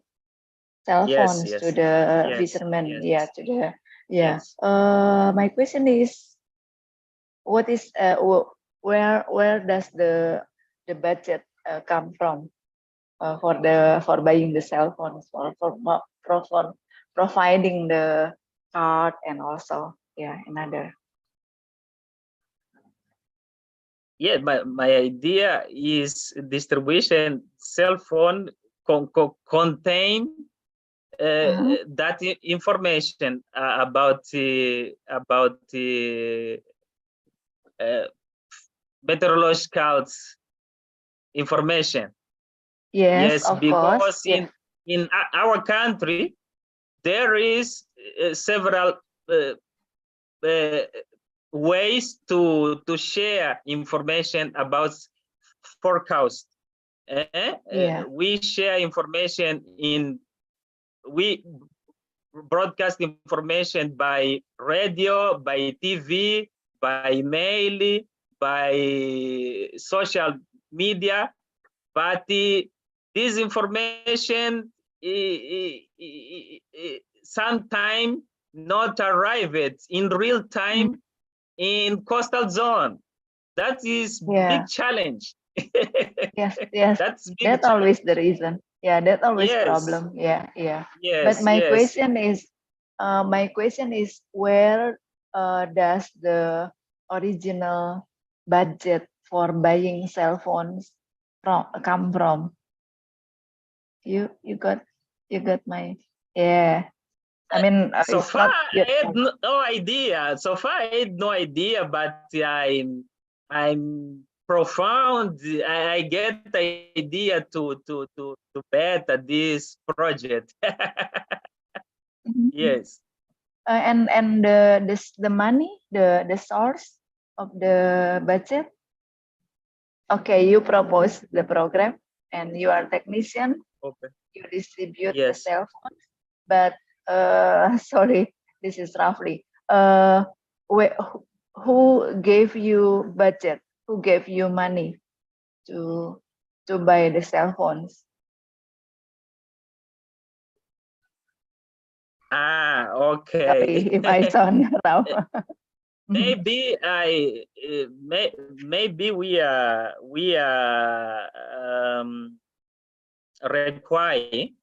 require other non-state organization with Okay. collaborate with us in emergency time, like World Bank, FAO.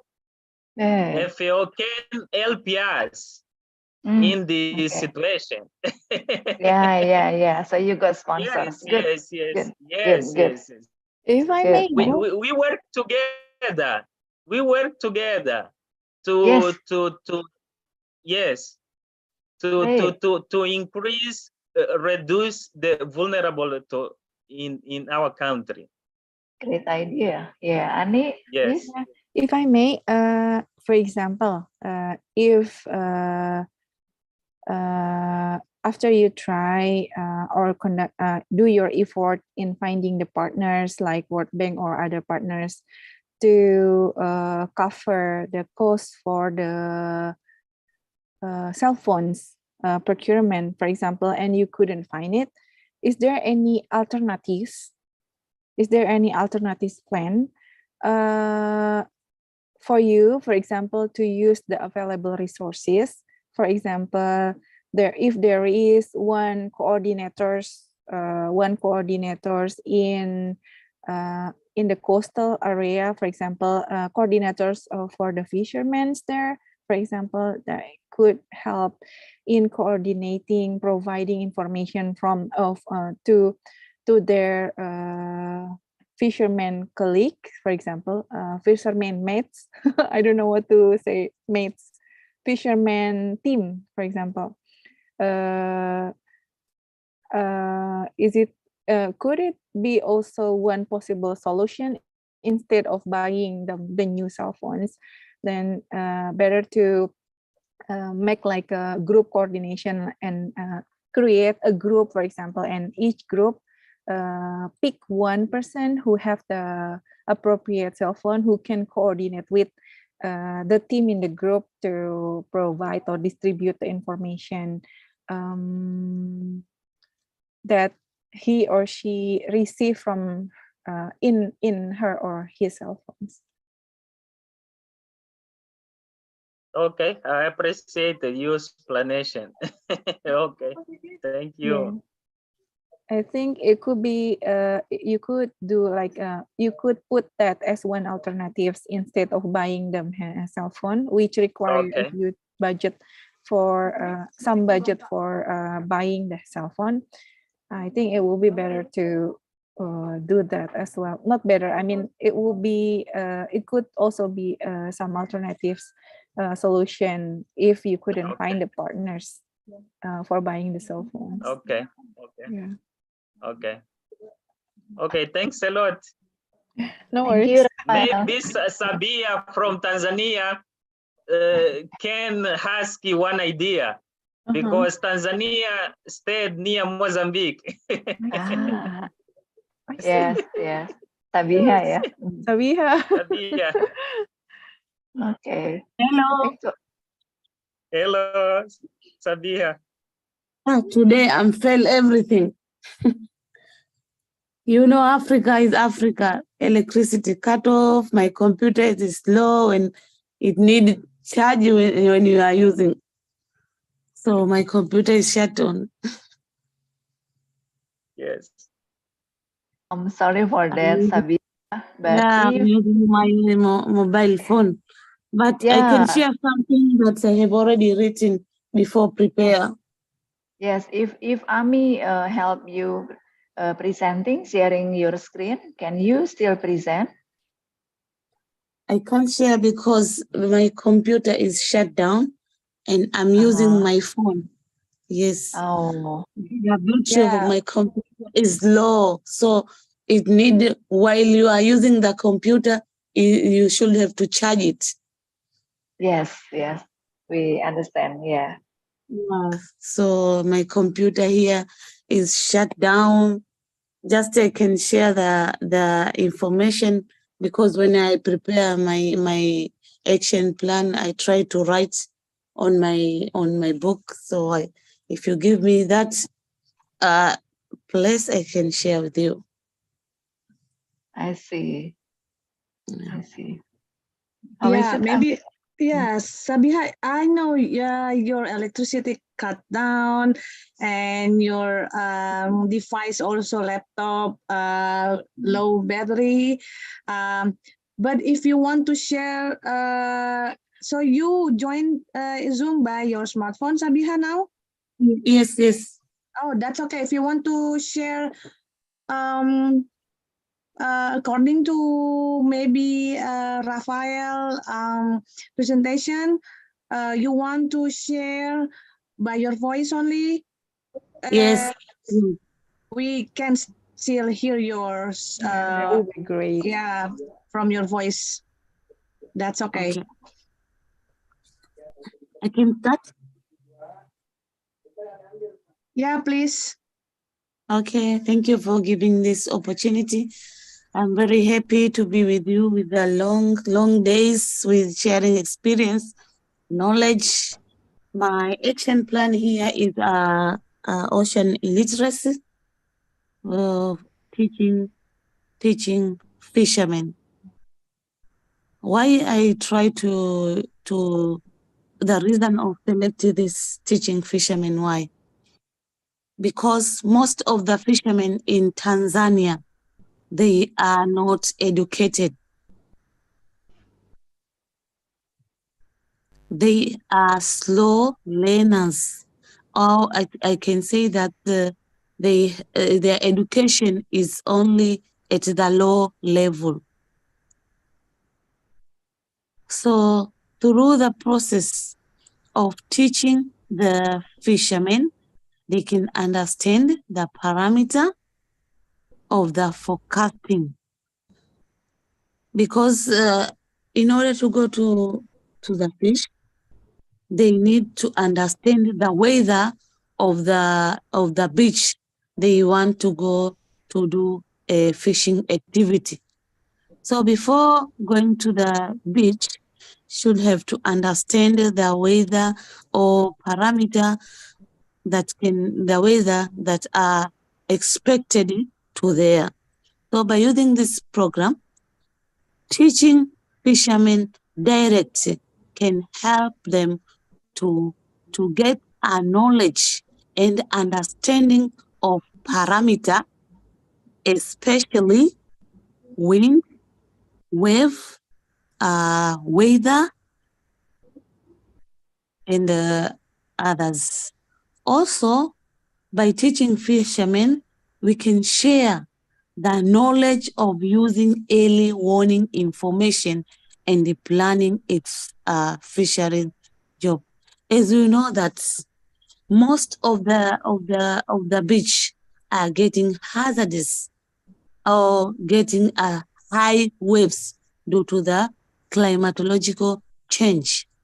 So through climatological change, the sea level rise, so they get a lot of problem when they're going to their fishermen activity or fishing activity. So by giving the information and understanding the information of early warning system, can understand and also can able to plan whether he can go to fish or stay at home. And thirdly, sharing the knowledge of ecosystem. As you know that most of the coastal area is getting the problem of what you can say that they're getting the problem of storm surge, heat wave. So, and also they getting that problem of storm surge or rising of water from the ocean until to the area where the people living, because they are destroyed ecosystem by cutting the mangrove, or sometime using a bed system or fishing activity. So through this program, we can give the information or knowledge direct what can doing their activity without destroying ecosystem.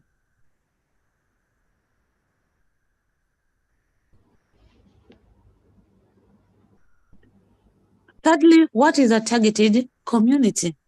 The most targeted community for this program or activity is the coastal community, the community that are living around the coastal area. And most of the, because I selected my location is Zanzibar. Zanzibar is most of the area in the coastal community. So they need to understand the information about weather, about early warning, about ecosystem, because themselves sometimes they toxic the beach by putting that by putting the if something is not used to home and putting directly to the beach. So if they understand this is not good, try to use another alternative and not to put a debris in the beach.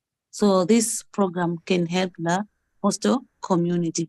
Also, most of the coastal community, they are not understanding about the information about high tides or high waves. And sometimes if maybe a high tide or high waves, the waves are going until to the houses. So if they understand the knowledge of high waves, they can try another option if there's a period of high wave. Also, the targeted person, another targeted person is government, local government. This is a very interesting area because if we teach the local government have many people. It's law. I mean, have citizen has its institution themselves. So through understanding the weather and ecosystem and early warning, it can help to survive by its own self. And thirdly, is angels. Angels is a very important targeted person to get the education of the weather, early warning, and ecosystem. This is because most of the time they represented by us. If maybe if it's going to maybe to their meeting, in their outreach meeting, they can also sometimes enjoy themselves. They can prepare outreach meeting and give the information to the community. The location that can preferred by this activity is Zanzibar Island, which is mostly covered with most of the community are around the coast. As you know, that is an island, all area east, west, and north of Zanzibar is in a coastal community. So that's why I try to take this location and specific Zanzibar town, which is Malindi city, whereby the fishing activity take place. The time and the duration almost 14 days is enough for this activity. And the last one, how we can implemented this strategy by using a government can planning a series of activity such as active learning, collaboration method, and work as a team in order to reach the goal. And also organization, the government can use organization in order to reach the goal, such as Red Cross. Most of the time, the Red Cross conduct a coastal meeting. Even myself, I have already there at Tanga Coast by using the project of Red Cross. And also this project can be implemented by communication, monitoring, and what I can say, monitoring and communication. Thank you. This is what I have from me, but I'll share my presentation soon when I get the electricity. Yeah, okay. Thank you, Sabiha, for your voice. Yeah, I know we have a different time zone on your country, and then electricity is off. Also, your device, laptop also low bed. Now we can only hear your voice, but that's okay. You still join on our presentation session. Yeah, maybe, but from me, if you already on your electricity, still with your presentation to send to me. Yeah. Maybe from Bu Nur or Mbak Ani also, Dava want to have any discussion? Yes, thank you, Ami. Thank you, Sabiha. Thank you. Thank you. It must be late in the evening, yeah, late evening in your place, and also in Rafael, in Rafael place, yeah. Thank you for joining us, for your willingness to join, yeah. Actually, it sounds good, and Sabiha, could you introduce more about yourself? Are you from Med Service or no? Yes, I'm from Med Service, TMA, Tanzania Meteorological Authority. You are from National Meteorological Service, right? Yes. Yes. Okay. See, yeah. That's why you mentioned about local government in Indonesia. We have this Ministry of Marine and Fisheries where we work with whom we work with, and then yeah, local government is important. NGOs, bless you if you have any sponsorship from Red Cross, from World Bank, yeah. But to in order to gain their sponsor, normally we have to prepare our clear proposal to Yes. following their term. They have template, they have requirements, so we have to fulfill that all. And yeah, maybe it's easy for you, but it's not easy for us to get funding from the NGOs and the World Bank and so on. Yeah. So Yeah. yeah, maybe later on I could share through Ami maybe about the more concrete action plan or lesson plan. I mean, you mentioned about the reason is good, the rationale, the background, why are you going to do that, and then whom you are involving, the local government, the NGOs, and more from the national mass service, of course. And also you mentioned about the disaster because storm surge, high waves, and so on. Maybe you are suffering from tropical cyclone also sometimes. Yes. Yeah, Yes. in some Sometimes. seasons. Yeah. Yes. And you connected with the government plan. Maybe you have this national strategic plan, maybe, and you are already master about active collab. Yeah, active collab. I think it's Yeah. good. And the rest, I think, is the detail. The detail. When are you going to do this project, this plan? Is it next? Okay. It is next year, but like our colleague from PNG, for example, this is February. Yeah. Carter said February. What date? Yeah, this is very very detailed. Yeah, so you can detail your proposal, and also what are you going to do in detail day by Okay. day. If you have 1 week, what are you going to fill in 1 week? Yeah. Okay, that's good. Thank you, Ami. Yeah, thank And you so much. Yeah, please, Sabiha. so welcome to comment. Yeah. Yeah, thank you. Oh yeah, Bu Ani want to add something, please? Thank you, Mbak Ami. Sabiha, thank you so much for presenting your pilot plan.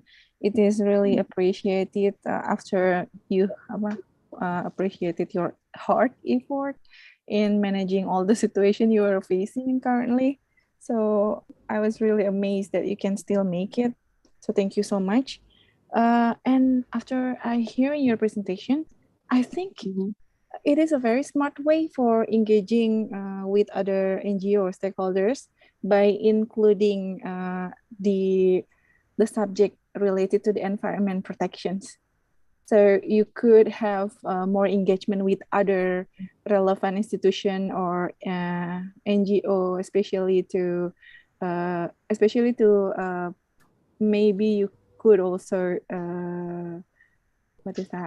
trying to seek for more budget to support these activities. So I think it is very smart way. So you could also provide what is very all the information or lecture or training related to which is very relevant with the med services. So I wish you good luck with the project and look forward to hearing the success story of the implementation of your project as well. Thank you so much. Yeah, thank you so much, Bu Ani, also. Sabiha, thank you so much. Before I'm going to David Julian, do you still hear me, David? I know you're waiting for your presentation. Yeah, Bu Ami. Okay, before I'm going to David Julian, I want to say hi to Lucian Ben Saud. Would you please open your camera and use your name and your country maybe, because I couldn't find your name. Lucen, did you still hear me?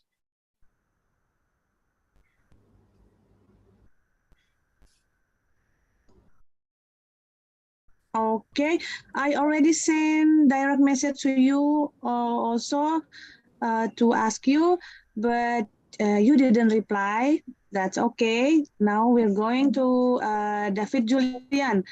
You already upload to LMS, and I've seen. Now your time to presenting and we can discussion. Can I share? Please. Yeah, please. Okay, well, thank you for the time. I will share my presentation. Wait, David, would you open your camera? Is this your internet is enough to open your camera maybe? Wait a minute. I think it's possible. Yeah. Wait. Yeah. Okay. I'm sorry. I'm using mask because I've got flu. Okay. I will share my screen. Oh, sorry. Yeah. Good day, everyone from Indonesia. I'm David, and I will present you about the education on waste management and to mitigate debris in coastal community. It's not related to forecast or weather stuff, yeah, but because it's like I don't have experience to the weather or the forecast because of that I didn't have a plan to I didn't make a plan to present to this session. But I'm really happy that I can improve myself regarding the weather learning material. So I have planned to implement it in the future activities in the future program regarding this weather school. Yeah, I just want to share you about my interests regarding the ocean literacy. I mean, before I already in the previous synchronous session I think it's third session in the ocean literacy. I said that the most crucial topic in Bandar Lampung, especially in Bandar Lampung, is fishing gear. That many of fishermen still using the destructive fishing gear. But for this plan is already conducted, and we are the program is already run, and we already have the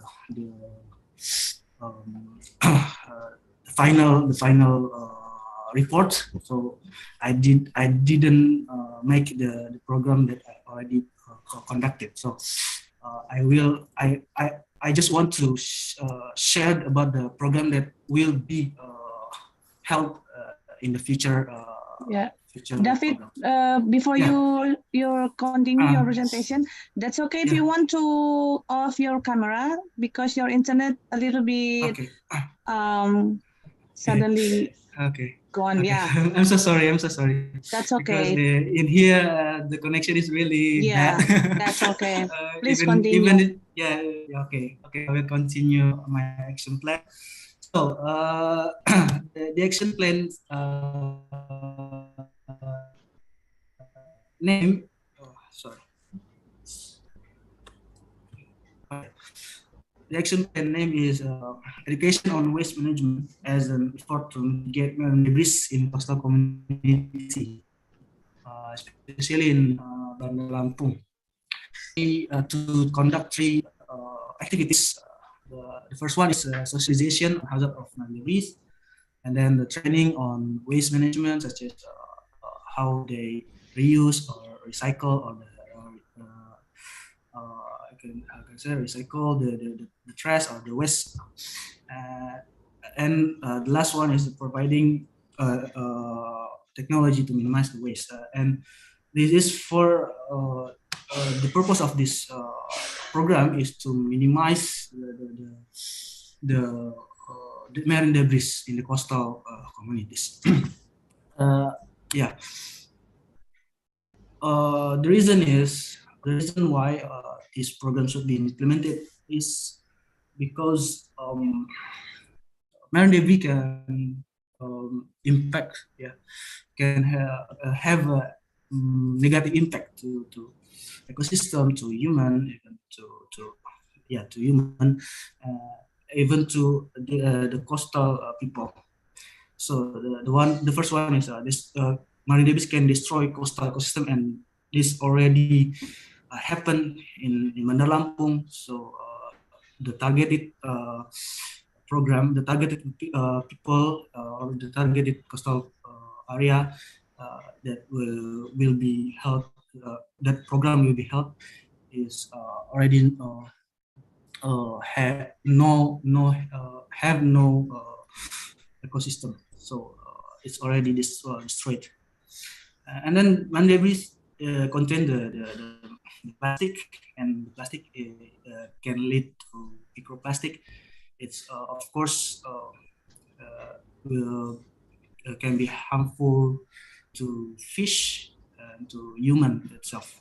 Even our recent study said that microplastic or nanoplastic is already in our food chain. Food chain. And then the marine debris can give the impression of being dirty and uncomfortable, and cause disease in human, because in the area of the marine debris, full of marine debris occurred, the factor of disease already is also it can cause this. It can cause to the. Oh, I'm sorry. Oh, wait. Whoa. What is this? Okay. Sorry. Can you hear me? Yep. Hello. Hello. Yes, we can hear you. Yes, we could hear you. Okay. About noisy though. Yeah, Bit I think there's a problem with my microphone. So, yeah, the last is because there is can can lead to more crisis. So, who and where? So, who is the target of the program? Targeted coastal community is the people who live in coastal area in Bumiwaras sub-district. As you can see in this maps, yeah. Wait, yeah. As you can see in the map, Bandar Lampung is located in Sumatra Island, and Bumiwara sub-district is located in Teluk Lampung and Lampung Bay. So the source of marine debris can come from other region, or maybe from the land, yeah, through waterways. But the interesting part is when I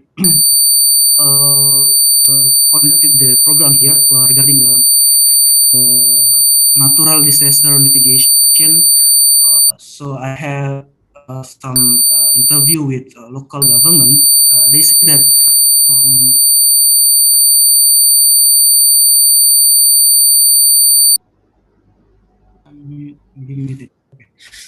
order to do this, because here it's we set from the region. It's also the people here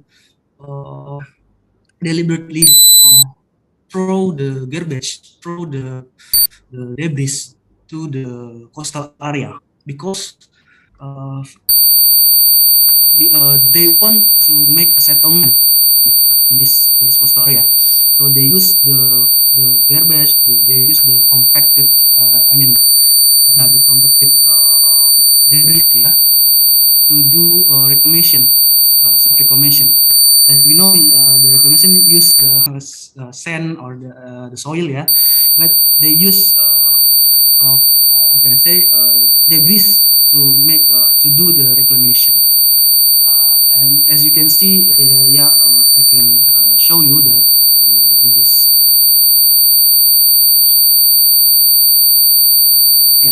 in this area, you can see this is the settlement is not permanent. It's like semi-permanent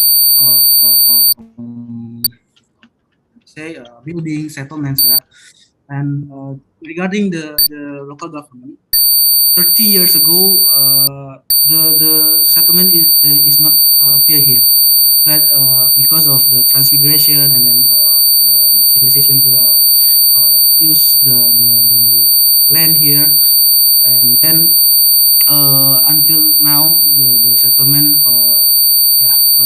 emerged here, and then most of the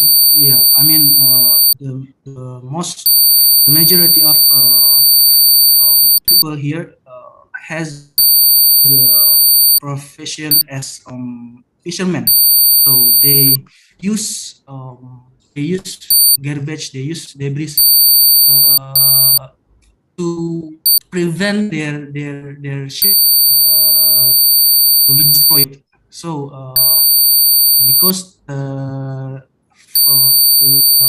this coastal area is stony area, so it can be damaged to the ship. So they use also the garbage to prevent. Wait, David. Sorry, I interrupt your presentation. Something happened. I don't know. It sound noisy from my laptop, my device, or from you. Is it others can feel the I same don't know. with me? Yeah, I don't know. I think laptop is Try okay. try to stop share first. Okay. Stop share. Yeah. Okay. Okay. Is it Could still you have the please noisy, perhaps everyone? mute everyone? Mute everyone. I Maybe mute try to all. mute everyone. Done. I already mute all of you. The sound is gone. The noisy sound is gone. Now try to open your microphone again. Okay. Okay, that's good. Bu Ani, Bu Nur, is it okay from you? Yeah, it's good now. Okay, it's good It's now. okay. Thank you. That's very noisy, I think. Yes, I don't know what happened. Yeah, try to continue first, and I still watch out the sound noisy sound. Okay, yeah. That's the targeted coastal communities.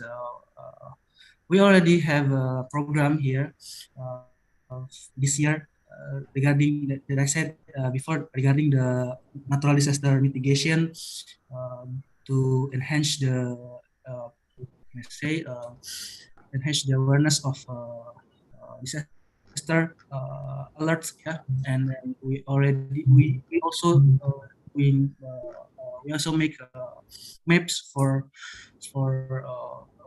mitigation, natural disaster mitigation. So the next program is for this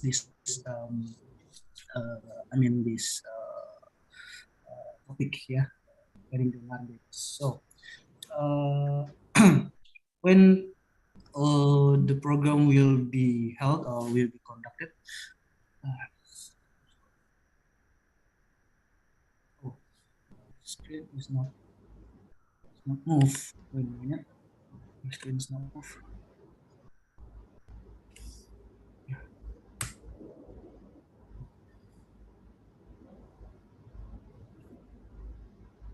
Sorry for the problem. Because it's my laptop. Okay. Can you see the PPT? Can you see the screen? Yeah, Yes. I seen the Okay. screen, but your voice is a little bit should be louder. Okay. So I when cannot see. the program is being implemented, the program will be proposed to our financial support from university in the beginning of 2024. It's called DIPA Universitas. Yeah, it's called DIPA. It means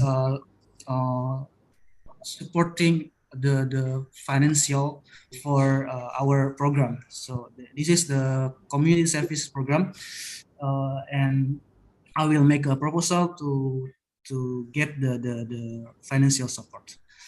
And of course, if we didn't get the financial support from USD, I think I will be take an action on only socialization to enhance the awareness, because as I said before, that the main reason the garbage or the debris appear in the coastal area, the coastal area, is because of the people need to want to make a settlement. So I think it's important to enhance the awareness first for the fishermen, for the coastal communities there, to more aware about the hazard of the marine debris. And yeah, I think when the program is begin, I think it's I mean, it can be more easier because we have already connection, we have already collaboration before with the other local communities. So the strategy for this program, I will do the PDCA cycle. The first one is to assess the area, the coastal area, who will get engaged with this program.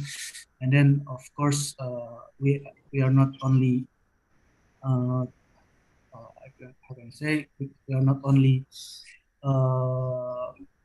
give opportunity to coastal community, we also give the opportunity to NGO, to the local government, or maybe the higher government, to attend this program. And then after we plan, we will do the socialization, the training, and distribution of technology. And then we do the monitoring and evaluation, what the lack of the program, and then we will we will make the evaluation to be our baseline to do more program, more sustainable. So we can say that it's like a long-term sustainable improvement or continuous improvement. Okay, I think that's all from me. I'm really aware that my my action plan is really not perfect, yeah, but I'm sure that you will give me more your experience, more insight for this program. Yeah, thank you, Bu Ami. I think that's all. Yeah, thank you, David. Still on getting flu, I think. Then you still presentation. That would be appreciated. Yeah, our action plan, like discussion or presentation today, is what did you get from this training, and also if you want have planning when you want or what do you want to apply to your country or to your to your country, it's your presentation. Maybe from Bu Nur want to add something to presentation of David? Oh, well, thank you, David from Yeah, you're Lampung. welcome. Yeah, yeah. Actually, interesting. Yeah, you present something different about waste management with your concern about marine debris. Yeah, in Lampung, and it is touch our heart looking at your slides. Yeah, about how is the pollution, how is the marine pollution, yeah, water pollution from the waste, yeah, from the waste. Yeah, I'm just wondering, in your, I think slide 4, you mentioned about your action plan that is going to be held in next year, starting next year, right? But you show the picture of sort of participants with banner, yeah. Um, Yeah, my question is it a continuing program or already done one, or how? yeah, I just want to tell that we already done the program in the sub district So for the next program is the relating to the marine debris. We have already two topics that we help in sub district. The first is eco-friendly fishing gear. Yeah, most of them is still using the destructive fishing gear like tayang, like a troll, even troll is one or two fishermen still use it.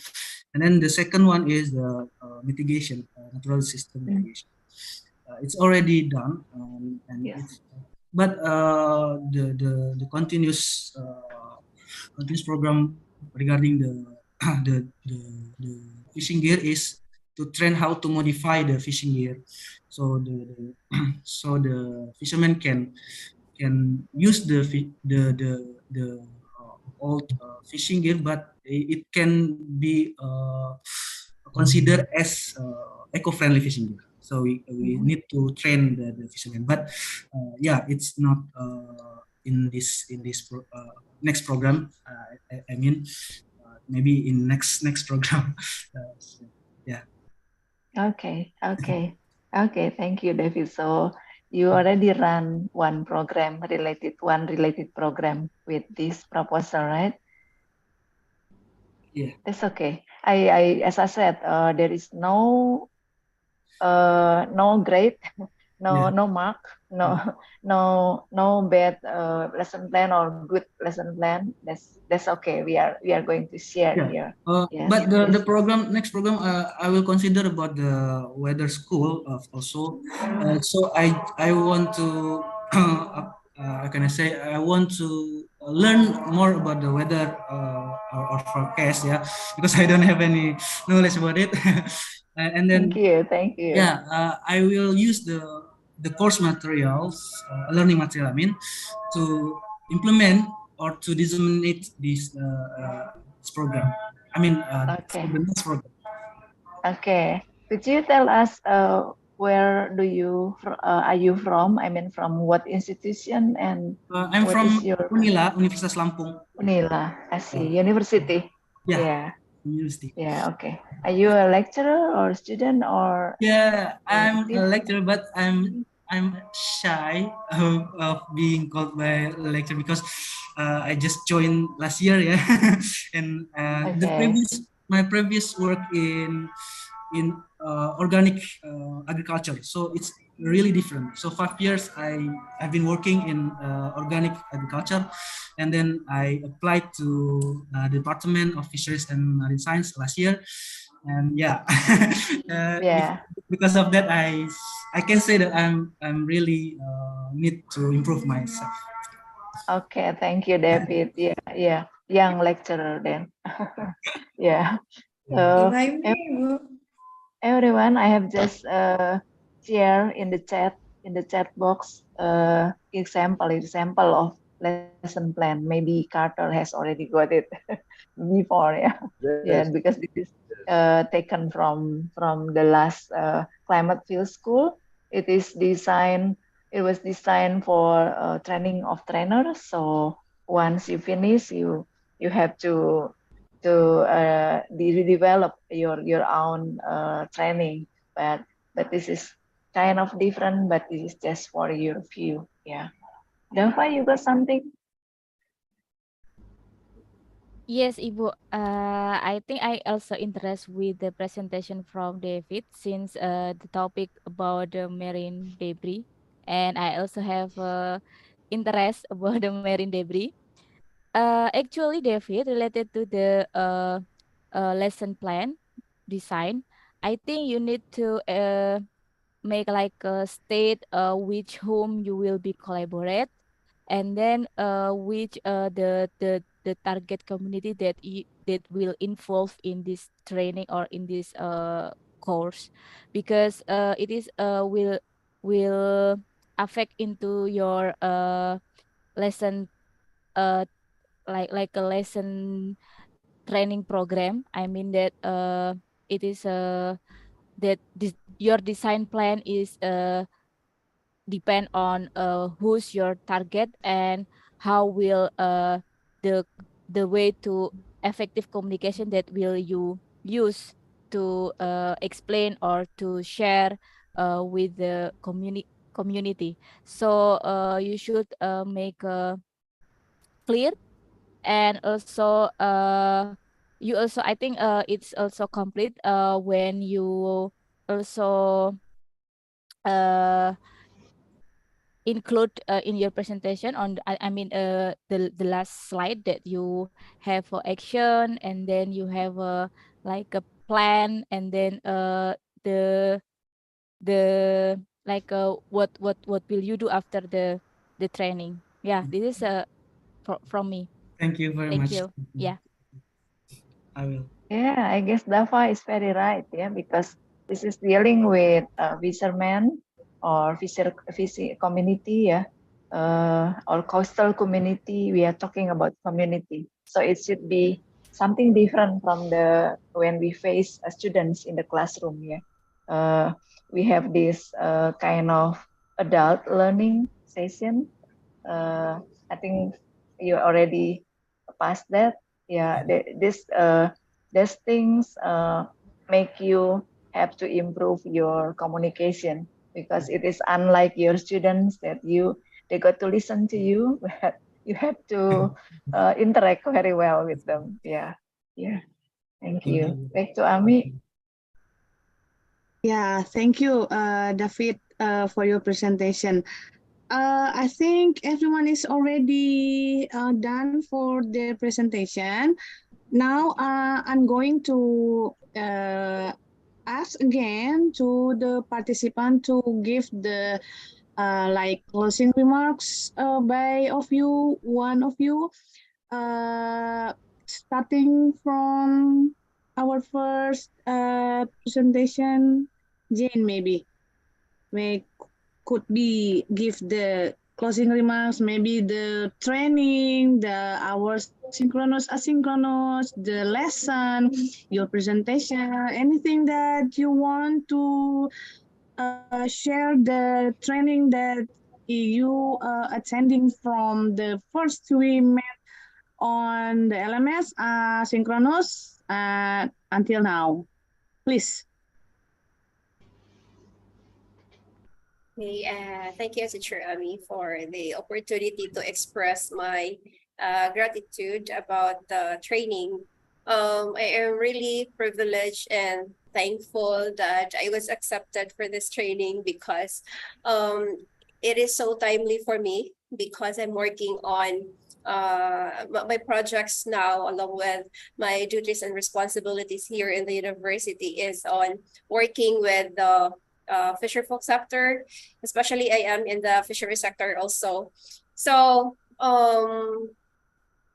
it is my long plan before that I could create another project for the fisher folk, especially on a type of project that is more into educational system, because as I know, the education of our fisher folk here in the community is not that high as others, because majority of them have hardly finishing their high school. So it's really a challenge for them to understand, though we have a good communication information system about weather conditions, it is well disseminated to each and every one, because we're using the technology, but they could have a hard time in relating all this information and understanding this, how this information affect to their daily lives. So I felt this an opportunity for me for gaining more knowledge and experience, where I could also impart this one to my future recipient of my plant projects. And also, this would be a big accomplishment of the university that I could contribute in the future as part of the mandate of the university, that we have to give projects or programs that are community responsive. And that's all. And thank you. Yeah, okay. Thank you, Jane, for your feedback. Maybe now time to Carter.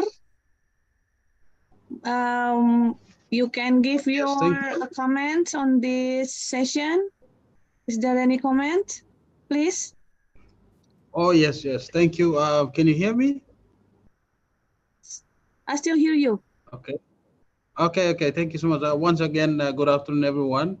And thank you for this wonderful opportunity to for us to have this time to present on our action plans. It gives us more confidence on the type of activity that we want to do or we anticipate to do within our organization with your critiques, your help, your guidance. It's an ongoing process, and I think by the time we finish this training, we should be in a better position to do up an effective action plan along with training and session plans. So it's really a very interactive, and we also uh, learn from other participants from around the world, very constructive presentations and the work that they do. Thank you for sharing these experiences and the knowledge. Thank you so much, and the facilitation. It was from my side. I'm thankful because I did not much really face a lot of technical issues, so I was able to at least stick throughout the session or synchronous sessions. But I also pity my other friends and participants from other countries who have been having technical issues and struggling a bit to follow through. But so far, I am sure that also my friends from PNG National Water Service learned a lot from especially these synchronous sessions, because that's when we come together and we discuss on what we've learned and have a review of the concept so far. So yeah. Thank you very much. The synchronous sessions have really given us or reinforced our understanding so far on the concepts that we've been learning based on the lesson notes and the experiences shared. So thank you very much. Yeah, thank you so much, Carter, from your feedback or your comment. I know Alan still have the same comment. We want to hear from you, but your microphone still not working. That's okay. Now we go to Rafael, maybe. Did you still with us? I know your time now is going very late night. Yes, Yeah, I okay. still, So do you have any comments on still. this session? Now, so far, I have no comments, but I would like to say thanks a lot to to knowledge that I have privilege to get since the session 1, because until now I have been watched sometimes the videos that you share.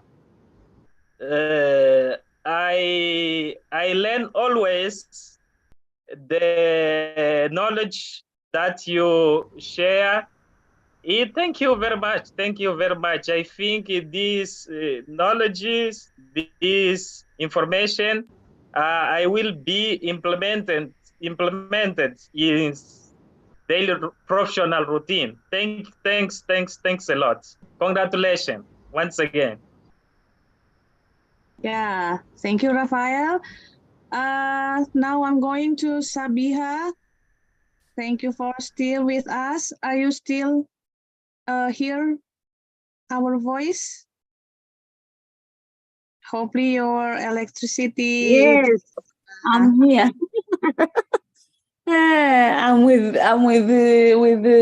what thing? What I can say? The one which support me to give a charge. Yeah, you have a comment or especially on this session. Yeah.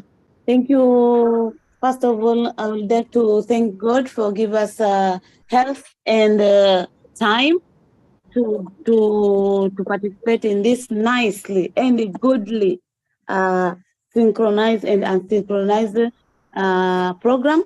This program will make me to meet a lot of people, a lot of experience, a lot of knowledge. It will be much benefit for our area because I get something new. Also, I share the idea from others. So thank you very much. And also, thank you very much for all coordinator taking our time and giving us knowledge and experience and build us for the future experts. Thank you. Thank you so much, Sabiha. Sabiha. Thank you. Now we have Gabriel, maybe. David already leave. Gabriel, you can give your comment. Gabriel, you're still with us? I've seen you already open your camera before. Your signal is too low. That's okay. You don't need to open your camera. Just open your microphone.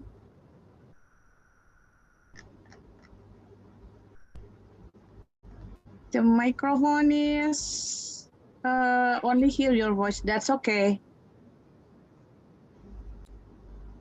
Okay, you don't want open your microphone? Aha. Surrounding by people talking, yeah.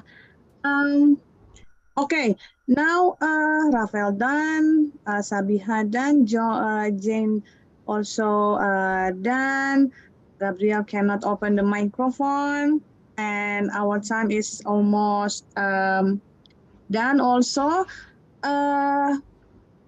Bu Nur and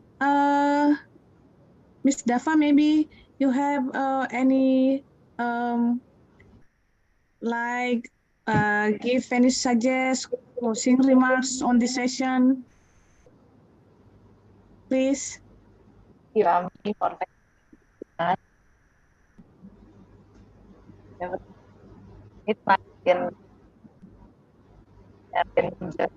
yeah. So we do appreciate it very appreciate all of you very well. Very yeah, and time limited. Remind you your compulsory to submit your presentation or your file in whatever form in the LMS. Yeah, it's okay. We can wait. We can give you grace period, say till the end of this month.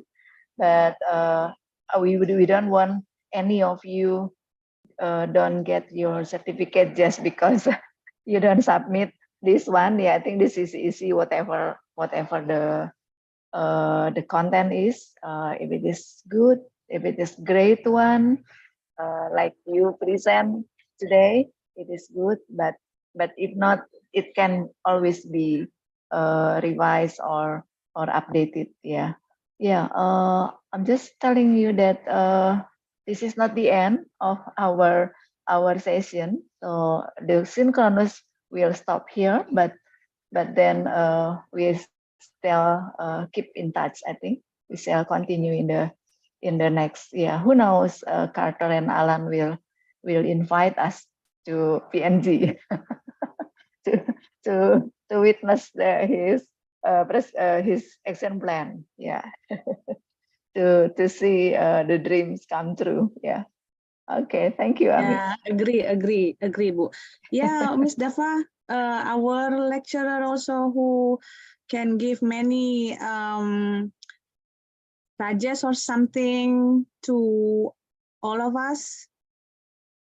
Yeah, Yeah, Bu. please.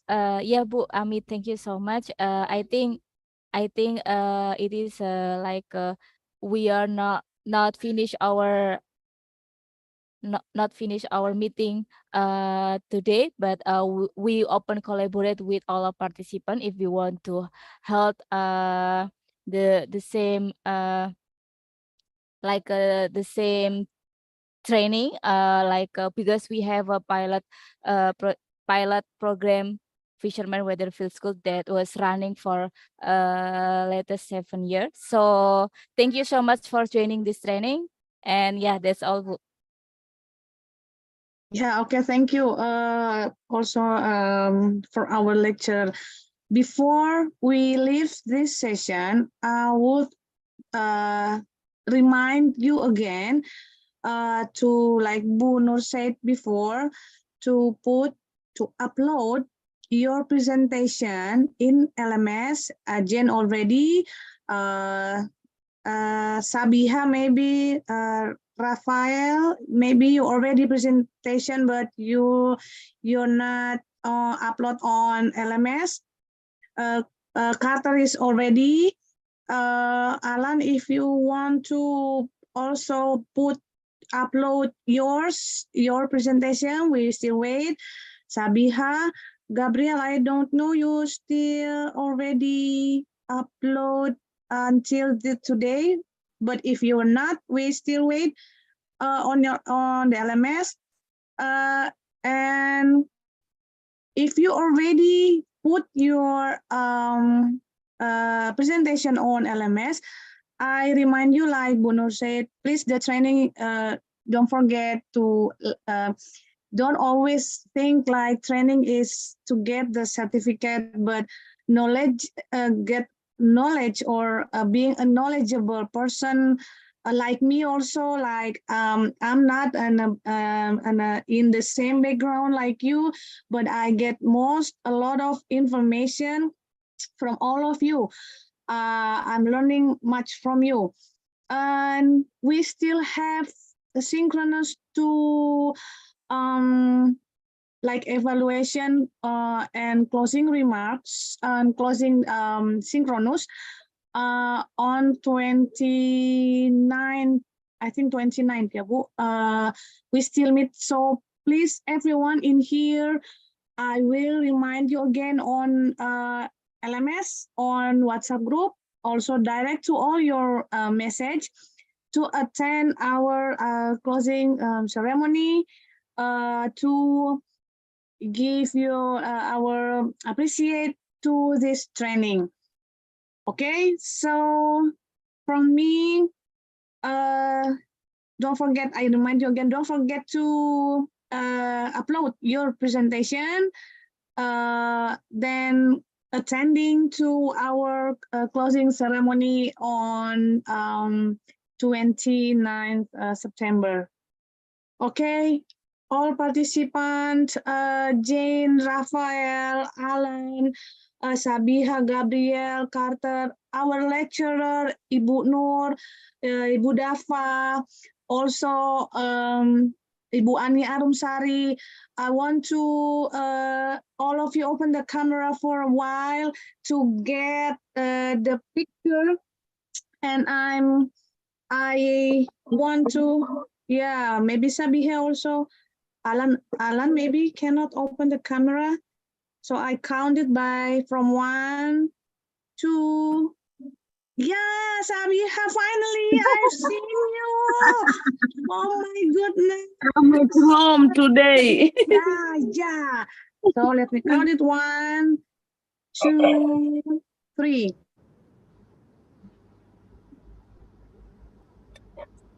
Okay, thank you so much. Thank you so much for attending this training. So see you on another training. And we still have, don't forget, we still have a closing ceremony on 29. So please attending the closing ceremony. We will meet again other participants to give your your spirit, your appreciate to others or this. Thank you so much, Bu Nur again. And also Adi. Did something happen? The noise again. See you on. We have still 1 day for upload the presentation, which is asynchronous session. Then don't forget to always open your LMS, because the information to get the material is all on LMS. So we still wait you on LMS. If you have any question like Gabriel want to have discussion, we have folder in LMS forum that I already have discussion. You can use that folder to put any discussion, any topic you want to put to discuss to another participant. So please use the folder forum. Okay. Now I would like to say thank you again. See you on closing ceremony. So don't forget to attend the synchronous. Thank you all. Bye. Bye. Bye. Bye. Thank you so much, Carter, Jane, Raphael, Alan. Thank you. Bu Nur, thank you. Mbak Ani, thank you. Dava, thank you so much.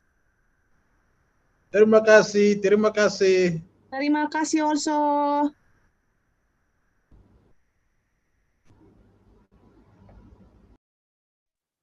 Makasih Mbak Ami semuanya. Ya, makasih.